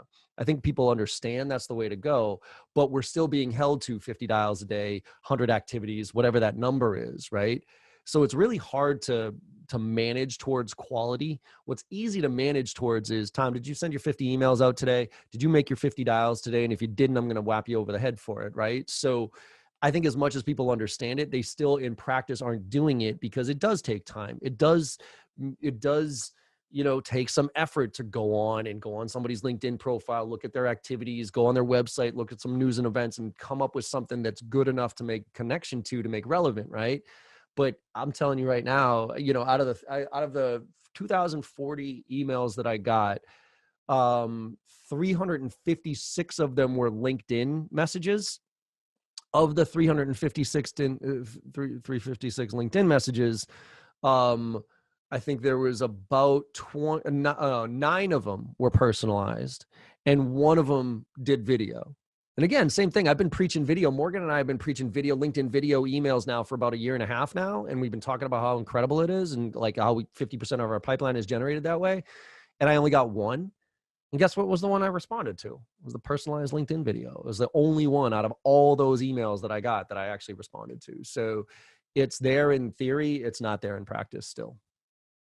So I want to dive in a little. It's crazy to me. So I want to get a little bit further into this. So I'm taking, I'll do a shameless plug. I'm taking the JB online sales training portal. That was something that, when I got a new gig about a month ago, was something that I wanted to invest in because I was going from managing a team, being a player coach to just an AE carrying a bag. And I wanted to really kind of invest back in like, all right, what are the tactics people are using? How can I up my game? And I love the portal. And you talk about, how to personalize, like tailored versus targeted messaging. Mm-hmm. So, in that, maybe I'm misquoting you, but it's something to the extent of like, the top tier accounts that you want to go after, they're going to be very targeted. They're going to be very tailored specific to the person. Whereas, the B accounts, the tier 2s are going to be more targeted. They're going to be maybe like persona based or industry based types of targeting, so on and so forth. Mm-hmm. So do you think that maybe everyone just had you in that second bucket and they were trying to target you based on your industry, or is that part of the game? Do you think that people are just trying to get like a mass quantity out there? 100%. I think there's this immediate satisfaction, right? Where somebody would rather, because look, doing personalization, because there's the top of the, people talk about personalization, and personalization is great, but without relevance, it's meaningless. It's actually, I think it's even worse, right? Because that's why I'm not as freaking out as much about AI as I used to before. Because artificial intelligence, and I've sent this email out a bunch of times, or I've seen this, I've used this in my presentations where there was this AI bot back in 2017 that somebody split from Salesforce and created this artificial intelligence bot based on my email structure, like the YUI email structure. And I was like, what? And they're like, oh, John, we want to show it to you, right? And they sent it to me, and I was like, holy shit, because it was so good. Like it was personalized, it was relevant, and the whole thing. So at first I was like, oh my God, if AI can do this, we are in deep trouble as sales professionals. But then what happened was I started seeing AI. What AI can do is it can highlight, it can find something personal, but it can't yet make it relevant based on whatever your solution is, right? So I don't know about you, but I'm getting a ton of emails from like that say, hey, John, I see you went to University of Maryland, go Terps. And then it just like hard cuts to some, and the reason I'm reaching out is because we got this really great software development platform. So there's no relevance at all, right? So to me, if you would have asked John, if you could choose personalization or relevance, which one would you choose? I would choose relevance all day long. Because if you know me as a VP of sales or a CEO of a small business training company, and you can ask like very pointed questions that you could ask any CEO of training companies in the SMB space, you could send that out to 50 people and I'll still respond to that more than, hey, John, I see you went to the University of Maryland, boom, right? So I think there's this connection that we have to make, but it takes time to do that personalization. And so people are I just fundamentally believe that most people, I know that most people are lazy. It is what it is. Yeah. I personally believe that 80% of this world are fucking sheep and they want to be told what to do and they want a button, because I get daily questions. Hey, John, do you got a template email that I could send to, my financial services clients that gets you a really good response? Like I got a text message the other day from a buddy of mine saying, hey, I'm taking over a territory for somebody who just got fired. What's a great email that I could send to all his customers to get some meetings out of them? I'm like, dipshit, there isn't. There isn't one email. If there was, none of us would have jobs. You know what I mean? If there was the silver bullet, if it was easy, everybody would do it scenario thing. And I think everybody's always looking for that easy way out to get that, quick response, that endorphin rush that somebody got a response and whatever it is, because it's easier to send out 500 emails at a time and get 5 or 6 responses than it is to spend 10, 15 minutes writing, researching, because when you do that, when you do the research and you put that much effort into one email and you don't get a response, it is demoralizing. It is defeating, right? Because you're like, wait a minute, I spent all that time doing research and I didn't get a response here. So what the, fuck it. I'll just send out 500 emails, see what I get a response, right? And so people defer to that, even though that this is the long game here. So how do you, in that example, right, where someone says, go Terps or whatever, and then they talk about their product, how do you link those two? Because I've seen people talk about like trying to get that, like, how do you like, so then what, so you wouldn't leverage something like University of Maryland. You would maybe use something like a blog post that you wrote that somehow relates to what we do. Like if it's not relevant to them, it's not worth showing that you did your research. Let it put it this way, put it in the PS. Don't lead with it. You know what I mean? So, hey, Tom, I've been keeping myself updated on you guys and I noticed you guys are doing some cool stuff. I want to talk to PS, go Terps. It's something like that. That's where you use it, but don't try to stretch. I mean, unless you sell something about, university, unless you sell something that's relevant to the University of Maryland or something about how I could reconnect with my alumni from University of Maryland, then okay, do it. But don't lead with that shit, because it shows a lack of, and especially if you're reaching out to somewhat sophisticated buyers who've been in the market for a little while. Like if you immediately lose credibility to me on fake, it's like fake personalization and fake empathy are worse than no empathy or no personalization. Example, when COVID hit, right? March, you heard, lead with empathy, right? So every single stupid email that hit my inbox within a couple of days started with, hey, John, I hope you and your family are doing well. And then cut to some piece of shit value proposition that had nothing to do with me. Like that, you get less credit if you do that than if you just said, hey, John, I got this great software development thing. Because the fake empathy right now you're kind of patronizing me in a lot of ways. You know what I mean? It's like you don't know me. You don't give a shit about me. You just want to sell that thing. So just sell that thing. Don't pretend like you're cool and try to sell that thing. Just sell the thing. You know what I mean? So it's the same thing with, hey, John went to University of Maryland. Like, roll my eyes. That was, sales circa 2002, back in when LinkedIn was first. I mean, look, when LinkedIn first started going out, that, you know what I mean, was really starting to become popular in the early 2000s. That did work because it did show that you took that extra layer of effort to go and look at me. Now it's like, dude, shut up. You know what I mean? Like I'm a 44-year-old man. If you reference something I did in college, like shut up.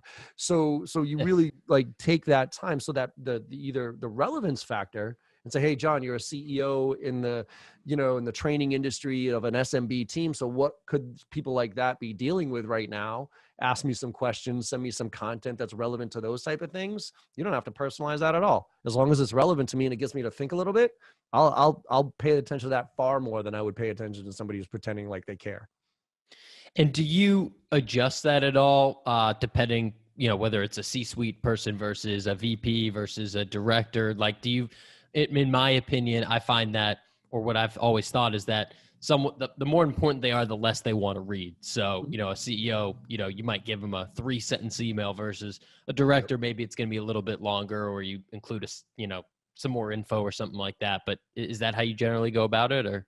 Yeah, I mean, the higher I go, the more personalized I tend to get, right? But also the tighter I have to be with my messaging, right? Because again, the higher you go, the more emails you get in your inbox and the less likely you are to respond, but the more personalized I get as well. So, I mix it up. Look, the challenge with personalization too is that usually if I were to sit down, let's take the numbers of cadences, right? And say, okay, you need, I don't know, whatever the number is these days, between 9 and 15 touches to get a response, right? Whatever that is. Well, the personalization part of that, I mean, 9 personalized emails, that's pretty damn hard to come by. You know what I mean? Like, right. I'm going to send you an email, like, after if I do research on you, Tom, like I'm probably, you and your company, between you and your business, I could probably find 2 to 3 legit things to make connections to, right? Something based on your history or your previous job and maybe what your current company is doing, maybe a press release or something like that. But after like the third one, it starts to get a little weak as far as like me stretching to make a connection here, right? So that's why I round it out with personalization and relevance. So for instance, my first email to you is going to be about something around, hey, I was on your website and I noticed this thing happened. I'd like to have a conversation. Second one might be sharing a piece of content that's relevant to what I just said there. Third one might be a call based on a persona. Hey, Tom, we're showing other VPs of sales in your industry how to drive these type of results based on their challenges. Would like to have a conversation with you about it. Like the fourth one might be more personalized. Hey, I was on your LinkedIn profile, maybe do a little LinkedIn video. Fifth one's another persona driven one, asking you a question. Hey, Tom, how are you keeping your reps motivated and engaged now that now that they're all working from home? The reason I ask is because VPs of sales whose main priority is keeping their reps motivated and engaged are leveraging our training to do this, right? And I can send that out to 50 other people. So it's kind of a mix and match thing. The key is telling the story. The key is having the messaging around triggers and the messaging and the understanding of personas. So when I sit down and go after you, I can find out however many triggers I can find, right? Open up a new office, whatever it is. And then I can say, all right, where's my trigger messaging? Cool. What persona am I going after? Where's my persona messaging? What content is now relevant to that person? And now with all those assets, now let me take a step back and figure out how to tell this story. What's my first touch, second touch, third touch, fourth touch? Which ones are going to be calls? Which ones are going to be emails? Where am I going to layer social on top of this? Right. So that's the key there, is that we need to be kind of preceding a lot of this messaging based on triggers and personas, so that when we're executing, we're not reinventing the wheel. We're actually finding that messaging and we're using it to tell our story. I love that. And I want to pivot you to time management, because we were talking about this before the show.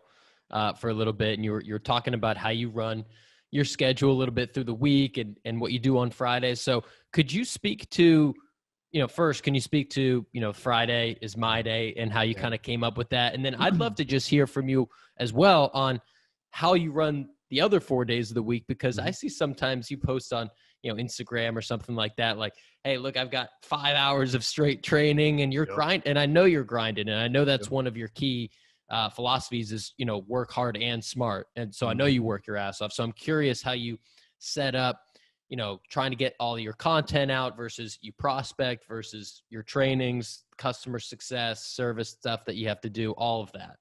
Yeah, it is a lot. I mean, and for context for people listening, I'm a CEO of my own little company here, 7 people, but I still prospect into 25 tier 1 accounts on a quarterly basis. I currently manage, 10 to 20 deals in my pipeline at any given point in time. And I'm cross-selling, upselling to existing accounts while doing probably 10 trainings a week, plus the meetings, plus the management, plus all that stuff. So without structure, I tend to fall apart, right? So I have to do certain things that are baked in, that are almost like a routine factor to me, right? Because I found that if I have a routine doing something, it tends to happen. If I don't have a routine and treat it as kind of like an event, I usually can run over that event anytime. So like, a lot of people, especially AEs, they might schedule 2 hours on Tuesday afternoon from 2 to 4 to do prospecting, right? By the time that day comes and that hour comes, I could probably come up with 8 million other things to do that I think are more important than prospecting. So that's why it always gets pushed to the bottom of the list, right? But if I have a routine doing it where every day I'm doing a little bit of, a few things, or every month I'm doing a few things, then I kind of get into that mode. So I'll walk you through, like I'll finish with the Friday stuff, but I'll walk you through my routine. I tier out my accounts. I got my top 25 tier 1 accounts, and I do that on a quarterly basis, right? So once a quarter, I go in and I kind of reset on who my new top 25 tier 1 accounts are. In those top 25, I have 3 personas that I go after: VPs of sales, CROs, and VPs of enablement, right? So that's 75 people. So what I do is at the first business day of every quarter and every month is blocked off 100%. So the first Monday of every quarter and every month is blocked off 100% to do prospecting, set the stage for, so that the rest of my month and the rest of my quarter is all about execution.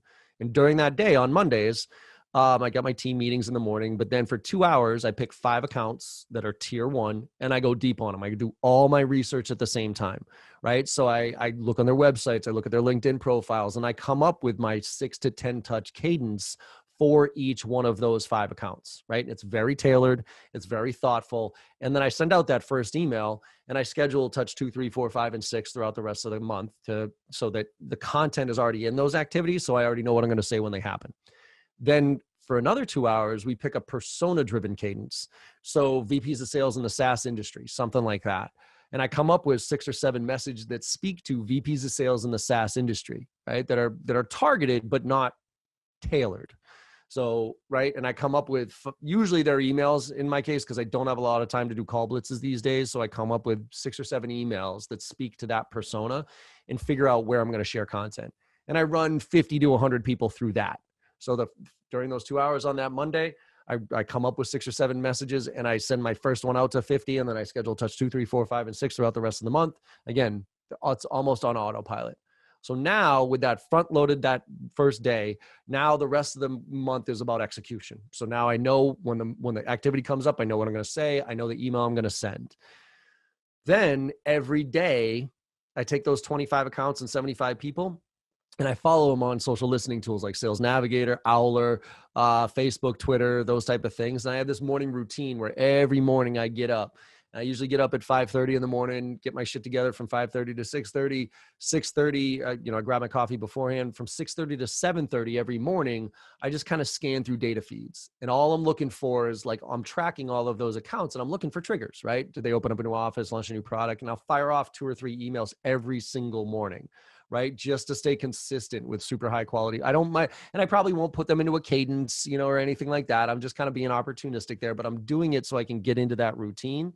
And then I also use Feedly, where I just, I follow a bunch of RSS data feeds on certain topics, right? Sales blogs, AI, artificial, those type of things. And that's kind of read my paper there. And I'll share 2 or 3 posts every morning of, hey, really cool article here, whatever, right? So first Monday of every month, I block off. I do persona-driven cadences and tailored ones. And then every day I drink my coffee and I just send out 2 or 3. And that's pretty much all I do.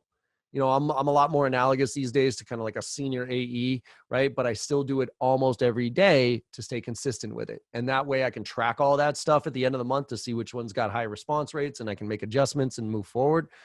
And then on the Friday thing, I realized I was going batshit crazy on Fridays, in general, when COVID hit, because, for me, everything changed. 70% of my revenues was on-site training.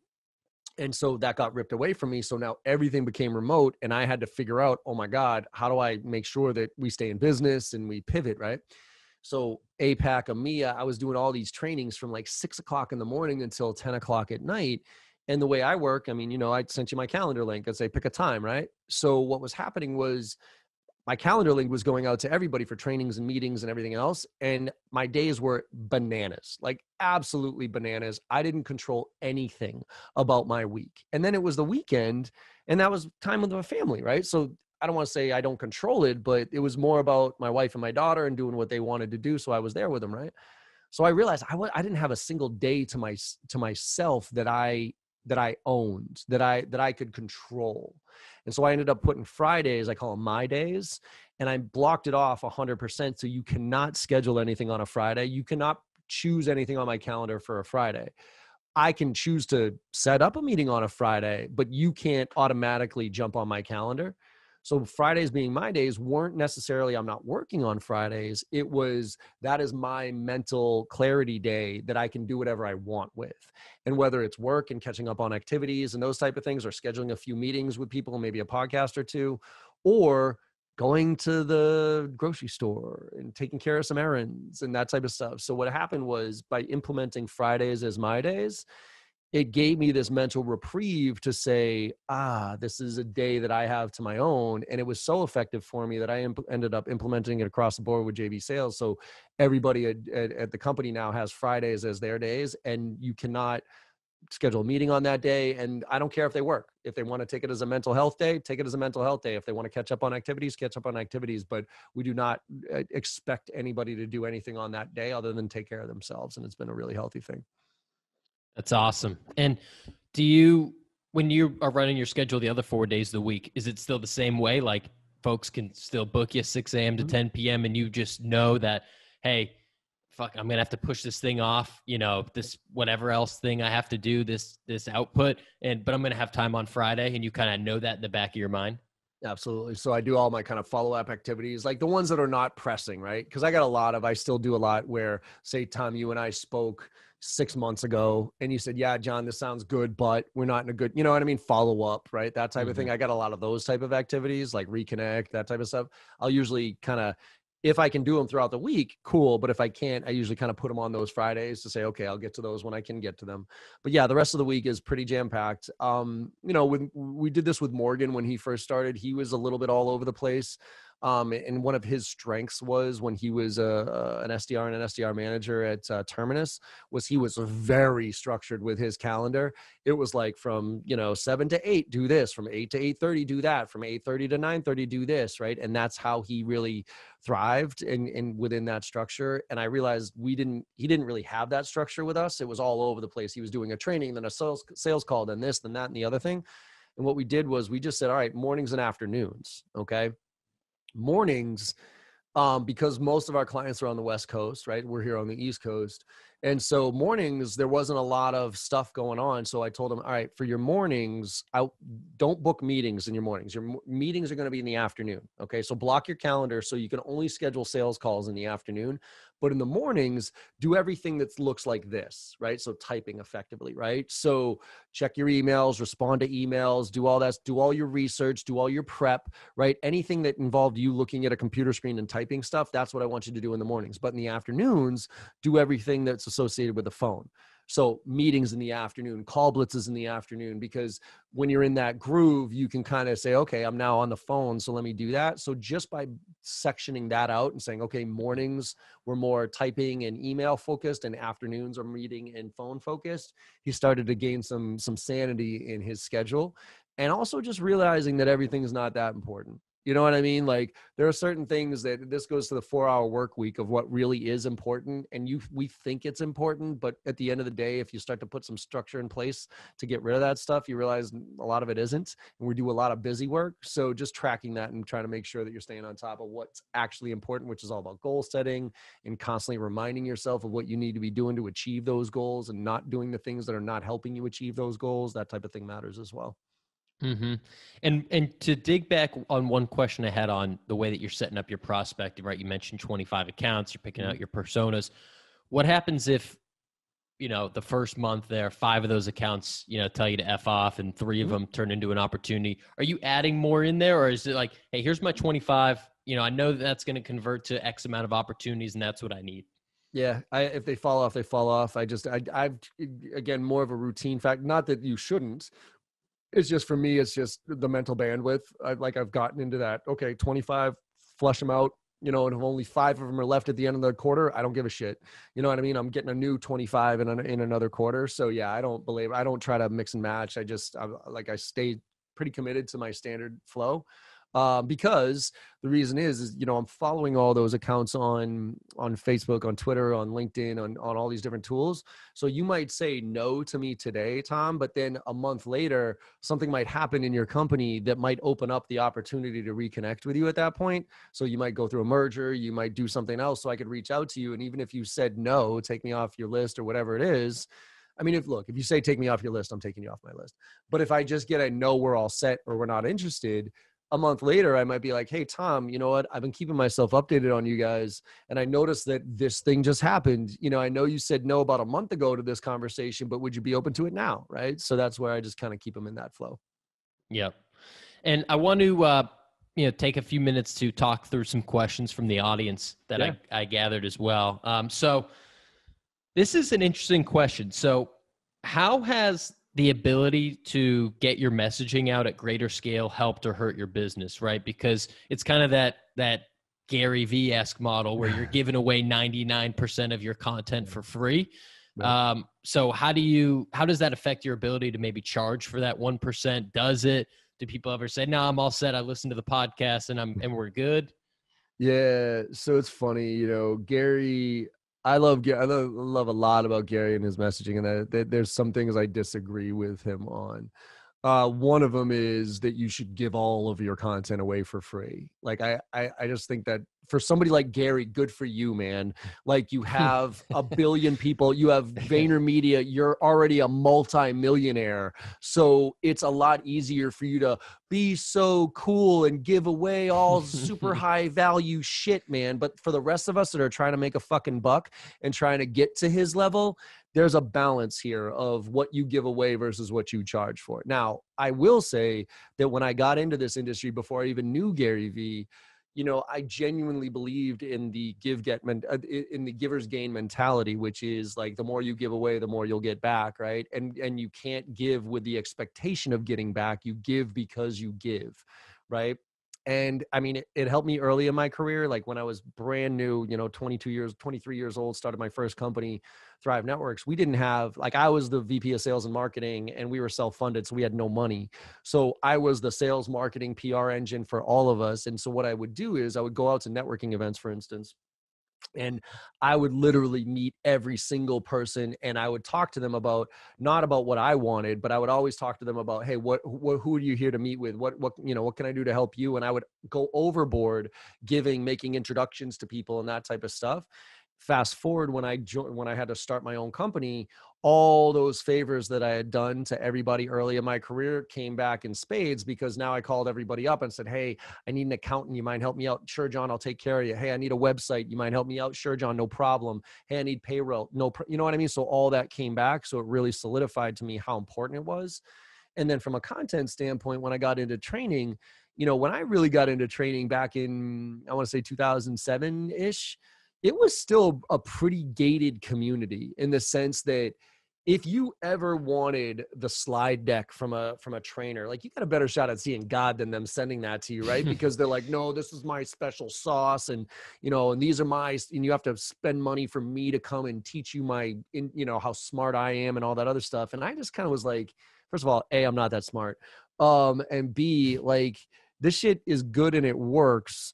And if you're hiring me because of that one nugget, then I've done something wrong. You know what I mean? Like because anybody can get a nugget from anywhere, right? I mean, you pick any methodology, you could Google it, and there's 50 other people out there on YouTube right now telling you how to do it, right? So why would they buy it from you? Well, they're not going to buy it from you for that one stupid nugget that is your special sauce. They're going to buy it because they see value in you. Right. And they say, oh, well, if John gives away that, then what if I paid for it? You know what I mean? I mean, I tell people all the time, Tom, I mean, the portal that you're in right now, I mean, if you really wanted to, you could spend, you know, a couple of days combing through all my blog posts, every video I've put out there on Zoom or on YouTube and those places. Right. And you could put together, I'd say 90 to 95% of what I charge people for. Right. But people still pay it because people are lazy, right? It's just the same reason. Like you can get a Harvard education for free if you really wanted to. Every course at Harvard is online for free. Okay. But you don't get the Harvard, certification for it. And it would take you a while to figure out how to learn and translate that stuff. So why do they still go spend $80,000 a year to go to Harvard? Right. So it's the same type of philosophy. So I do believe in giving away a lot to show value and to add value to the audience and to put you in a position of like, holy shit, that guy's son. But then gating some of it that is your special sauce, that is, or might not be that special nugget, but the process that you put together to help people implement this, right? It's like working out. I mean, think of working out. There's a million, I mean, everybody knows what you need to do working out, for crying out loud. Why do you get a personal trainer? Because you need the accountability. There's a certain structure to it that you didn't really think about, that they know about, those type of things. That's why people pay for that shit. Yep, totally.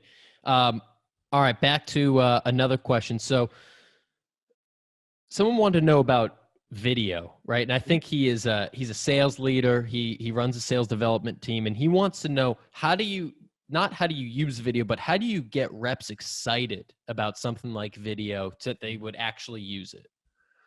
I think a lot of it has to do with results, right? In order for reps to get excited, they have to see some results. So it's almost like you want to do a little pilot with some of the players on your team that might be interested and want to try this, to test it out on some clients about, to see like, hey, what's the impact that video has? And not just prospecting, right? But objection handling, delivering proposals. Like there's all sorts of ways that video can be applied. But I think that, you have to, first of all, people have to get comfortable on camera. Okay. And at this point, if you're not comfortable on camera, you're going to forget about sales in general. Like business is going to be really difficult for you moving forward here, because this is the new world. Anybody who's waiting for this to go back to normal, I got news for you. You're screwed. There is no normal going back to. Okay. We are in this virtual world right now, and it's just now accelerated because of COVID. So get used to it, okay? That's first and foremost, is suck it up and get on camera. But then start using it as internal. Here's a way to start doing it internally to just kind of get people in the motion of doing it, which is run your meetings. So instead of having that, one of the things that I saw a few companies doing that I've started to adopt myself is they'll actually, instead of having that useless all hands meeting where I kind of drone through a bunch of the things that the company's doing and then leave 20 minutes for Q&A for the crew, right? Like instead of doing that boring piece of shit meeting that everybody can't stand, like why not as an executive light up a little video, Zoom video thing or Drift or whatever it is, record a 10-minute snippet on, hey, everybody, here's the quick updates of what we got going on right now. And, send me an email, send me a video if you have questions about it. Right. So now people can watch it on their own time. They can react how they want to react or whatever it is. Same thing with internal meetings with your sales team. It's like, okay, hey, start getting used to, hey, Tom, like if you're my rep, I'll send you, instead of sending you an email to ask you a question about something, I'm going to send you a video and say, hey, Tom, you know what? You had sent the other day on your forecast review, you were talking about this. I totally forgot about that. Could you do me a favor? Just hit me quick with an email with a video back about where we are on this situation, and getting you to then send me a video. Hey, John, here's, that deal. So now it's just kind of starting to like, this is how we're doing business now. Right. And this is how we are communicating now. So you start to get people used to that. And then you gotta train them, you know what I mean? And you gotta trial with experimentation about like, okay, well, what kind of message would you send? Why are you going to send it? Like, how personal do you want this to be? Right. And have them practice, right? You go back to tier 1, tier 2, tier 3s. I tier out my accounts for a specific reason. The tier 1s, obviously, those are the ones I'm going to be super personalized with. I'm going to follow on social. Tier 2s are volume. But tier 3s, which I always used to hate because you're bad customers anyways, now I like them for one specific reason, and it's practice. So if I'm trying anything new, I run a list of my tier 3s and I throw up all over myself, and who cares? As long as I'm not doing anything offensive, I can kind of get away with whatever I want to get away with, right? So, maybe have a list of shitty accounts to test video on and see if it starts. And as soon as they start seeing the results, they're going to start to get excited about it. right? So that's why you have to share as also like as managers, anytime a rep does something that's cool and they get a response specifically on video, take that and make a big news out of it. Be like, holy shit, look at this video that Tom sent to one of our top tier accounts and look at the response that he got back from this. Boom. Oh man, if you're not doing video right now, you're out of your mind, right? And that'll start to snowball into, okay, let's do this more often. I love that. I could just picture you and Morgan and James just sending videos back and forth to each other all day. Yep. I mean, Morgan's really good on like Morgan, the way he does it is I tend to jump on the video response. He actually does voicemails through text. So like instead of texting me, he'll just do a voicemail and it'll show up a WAV file and I'll listen to it. And then I'll usually pop a video back and be like, hey, what's up, man? Right. Instagram, for instance, if you want a response usually if you hit me up on Instagram with a question, most of the time, instead of me typing a response, I'm going to light up my video and be like, cool. Hey, Tom, good question on that one. You know, instead of typing you here, let me give you an answer on this one. Boom. It's just an easier way for me to communicate that message. I love that. And so I want to bring you really quick. This is a new thing I'm doing to the selfish section, right? So I ask a question specifically for me. So I was listening to your podcast a few weeks ago. You had the guy from Sweetfish Media. You're talking about podcasting. Yep, Logan, yeah. So I think, you know, there's no surprise that I'm a big fan of podcasts. I've been running this for a few years now. And I think that it's something that can really help businesses. You know, I see folks like Gong and Drift and Outreach and so on and so forth using it. So here's my question for you. What's your advice to me pitching that internally of, you know, what's the ROI going to be and things like that? Like, how do I get buy-in that that's going to be a good idea and that's going to help us to build a brand, drive revenue, so on and so forth? I think you would have to pitch it as a trial almost, right? If you're coming to me as some kid who wants to try to create your own podcast, right? Because my concern as a business owner or the CMO or whatever of your company is, wait a minute, you're trying to build your personal brand here outside of the company and I can't control that message, right? So there's the concern that you have to lead up with, right? To say, okay, well, no, here's my plan for my podcast. Not, I just want to start a podcast. Here's my plan. My conversion ratios on my emails and my calls right now to senior level executives is 1%. Okay. So let's start with a baseline of what you're currently doing now that is probably not working in a lot of ways. Okay. So I have, I listened to John, I listened to Logan, where they talked about using podcasts to engage with senior level executives to try to get more meetings with them from a sales perspective.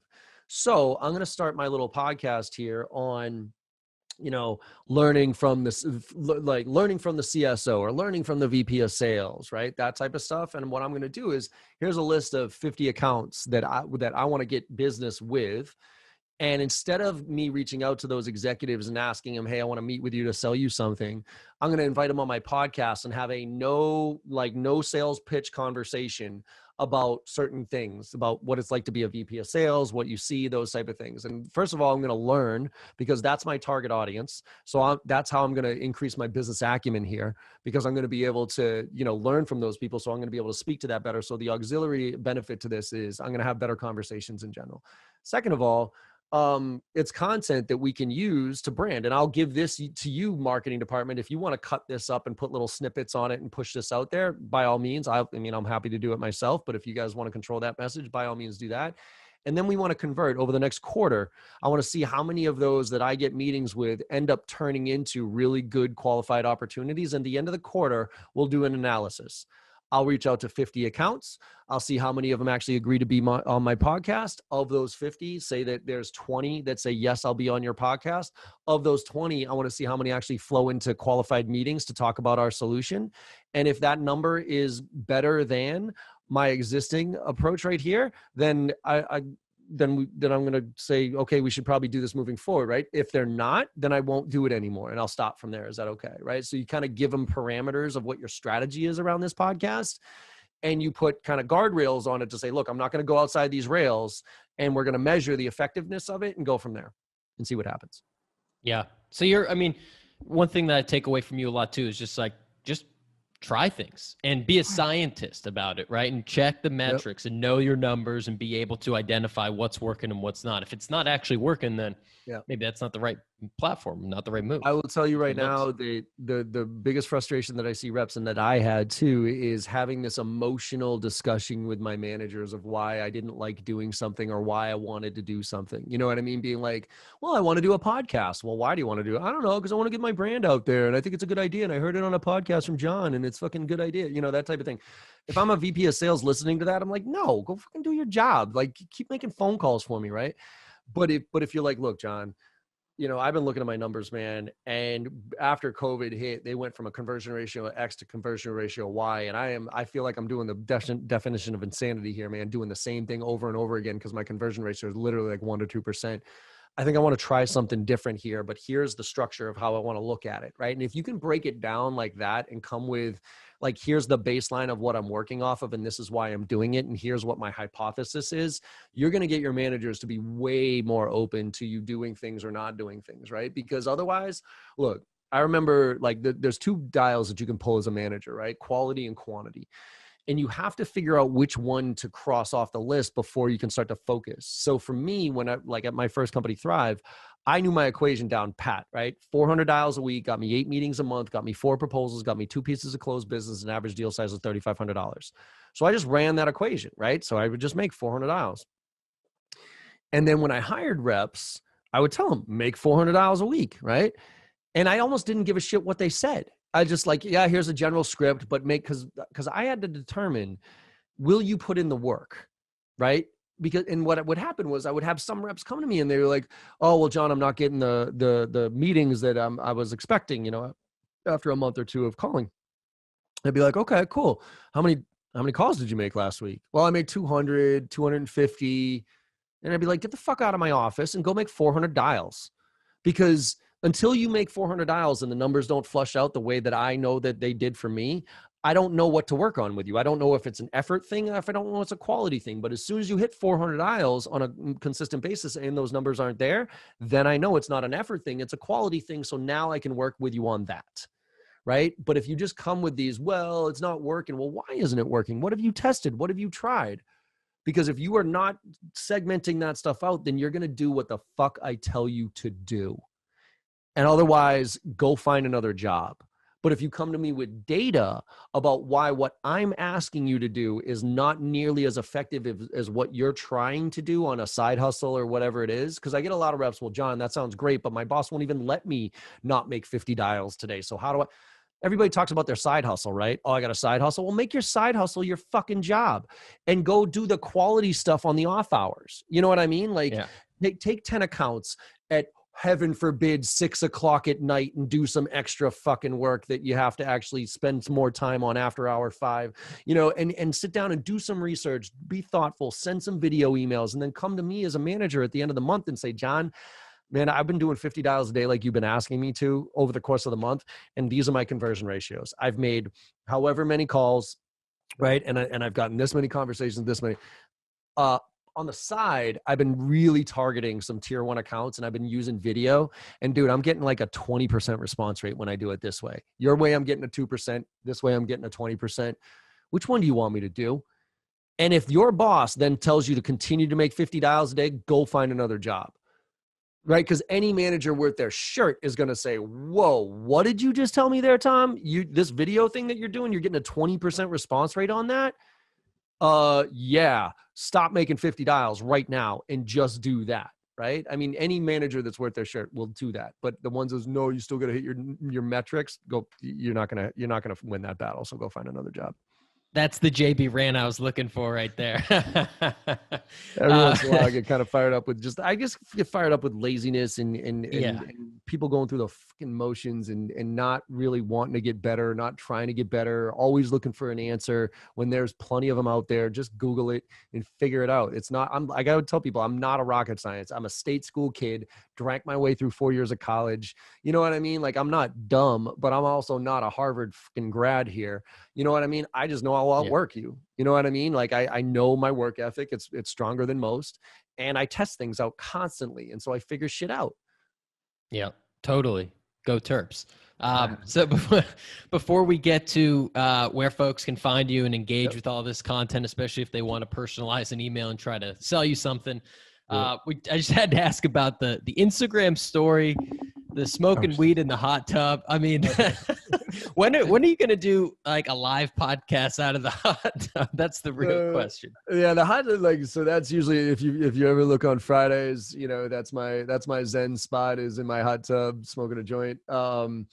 Now that I'm not shy about it at all. Now that pot is legal here in Massachusetts, anybody who judges me for smoking weed and actually drinks alcohol after work is a fucking hypocrite. So, anyways, I'm trying to normalize it. My portal, the on-demand platform, the price is $420 a year. So, yeah. One of these days I am going to start a stoner sales podcast where you just like if you've seen the hot wings one where you taste the hot wings and you ask questions, like this one, you got to rip a huge bong hit and then answer questions about sales and see where it goes. So I'm not there yet because, I still got some bills to pay here, but once I get to the point where I really don't give a shit, I'm like 99% don't give a shit, but there's still 1% that I do. But, once I get there, I will start that. But, it kind of goes back to just being real, man. I think so many people are trying to put on this facade about who they are and all this other stuff, when I think the biggest thing that people appreciate these days is authenticity and kind of no bullshit. And that's where I've kind of found a home with Instagram. It's like that middle ground for me of, I post good stuff, tips and ideas and kind of my journey. And guess what? Part of my journey is getting stoned and figuring out how to deal with all this shit that we're dealing with right now. I mean, we all have our vices, you know what I mean? Like some people exercise, some people drink, some people, go take some time off or whatever it is. For me, weed has been an extremely healthy thing for me to get creative, to deal with the stress, to all those things included. And, and I've actually gone pretty deep on the medical component of marijuana and understand the benefits of CBD versus THC and all that stuff. But yeah, you can follow me along on Instagram and see a few more stories of me getting stoned in a hot tub. I love it. Where else can folks check you out? No, we're wrapping up here. Yeah, I mean, as always, so jbarrows.com, so jbarrows.com. That'll pretty much give you can check out our blog, all the events that we're doing, all that's free. And also, if you click on training for individuals, that'll bring you to the on-demand platform that we just launched back in April, and that has all of our content in it. So it's, my two core programs, Filling the Funnel, Driving to Close. That's all what I train on: Salesforce, LinkedIn, all those big companies. But then there's mini programs like James is on personal branding and Morgan's is on social selling. And then pretty much every video tip and every asset that we have is in there. So for $420 a year, you get all of it. And then LinkedIn, right? Actually, LinkedIn is probably where I post most of my kind of new ideas and tips and stuff like that. And Instagram is actually where I do all my consulting. So like if anybody out there is listening wants some free consulting, feel free to hit me up on Instagram. The handle's John M as in Michael Barrows, all one word. That's where you hit me up on Instagram, and I'll get back to you as soon as I can if you have any questions about it. And for God's sakes, pony up the $420 a year and pay for the platform because it's awesome, especially if you're an AE, SDR, someone that's out there prospecting and has a quote over their head. John, I appreciate the time, man. Thanks for having me on. I do want to say one thing for all those people out there that are looking for jobs, right? What you just said there, as far as pony up, right? Spend some money on, and I don't mean that on J Barrows. If you want to, I really appreciate it. And I know you'll get some value out of it, but just in general, be consuming content. There's so much content out right now that is for free, for paid, whatever it is. And when you're sitting in an interview and I ask you, hey, what have you been doing for the past couple of months, but you're looking for a job? And all you tell me is, well, I've been looking for jobs, and you haven't told me that you've been improving yourself, then okay, good for you. But the kid who comes in and says, oh man, so I've been, I signed up for this program. I took this, I did, you know what I mean? I signed up for a masterclass. I took Chris Voss's masterclass, and I signed up for JB Sales for this, and I figured it out, and I've learned a lot of stuff with it. Like, that's the kid that I want on my team. So right now is a great opportunity to educate yourself, even if you're not in a job, and find these nuggets that you can use to give yourself a much better chance at getting a job moving forward here. So anybody who invests in themselves is going to be somebody that I want to bring on board on my team. And don't wait for your management to invest in it for you, right? To say, even if you have a job right now and you're like, oh, we don't get training, shut up. go find it. There's tons of content out there that you can use. And I never want to hear that as an excuse from somebody that says, oh, I don't know because I didn't, you didn't invest in the training for me. Totally. I mean, if you're not going to invest in yourself, then how can you expect anyone else to invest in you or pay you more or give you a better job or anything like that? So you gotta go make it happen on your own. No pun intended. There you go. Cool, man. Awesome. I appreciate the time, JB. Yeah, thanks for having me on, man. I really do. Appreciate it. What's up, everybody? Thanks for checking out that podcast. Happy July to you. Would love if you took 22 seconds and hit subscribe wherever you're listening or watching this. Apple, Spotify, YouTube, your favorite podcast player. And be sure to check out some of my content on LinkedIn. I'm Tom Alemo. And on Twitter and Instagram, I'm at Tommy Tahoe. Have a great day. Make it legendary. Peace.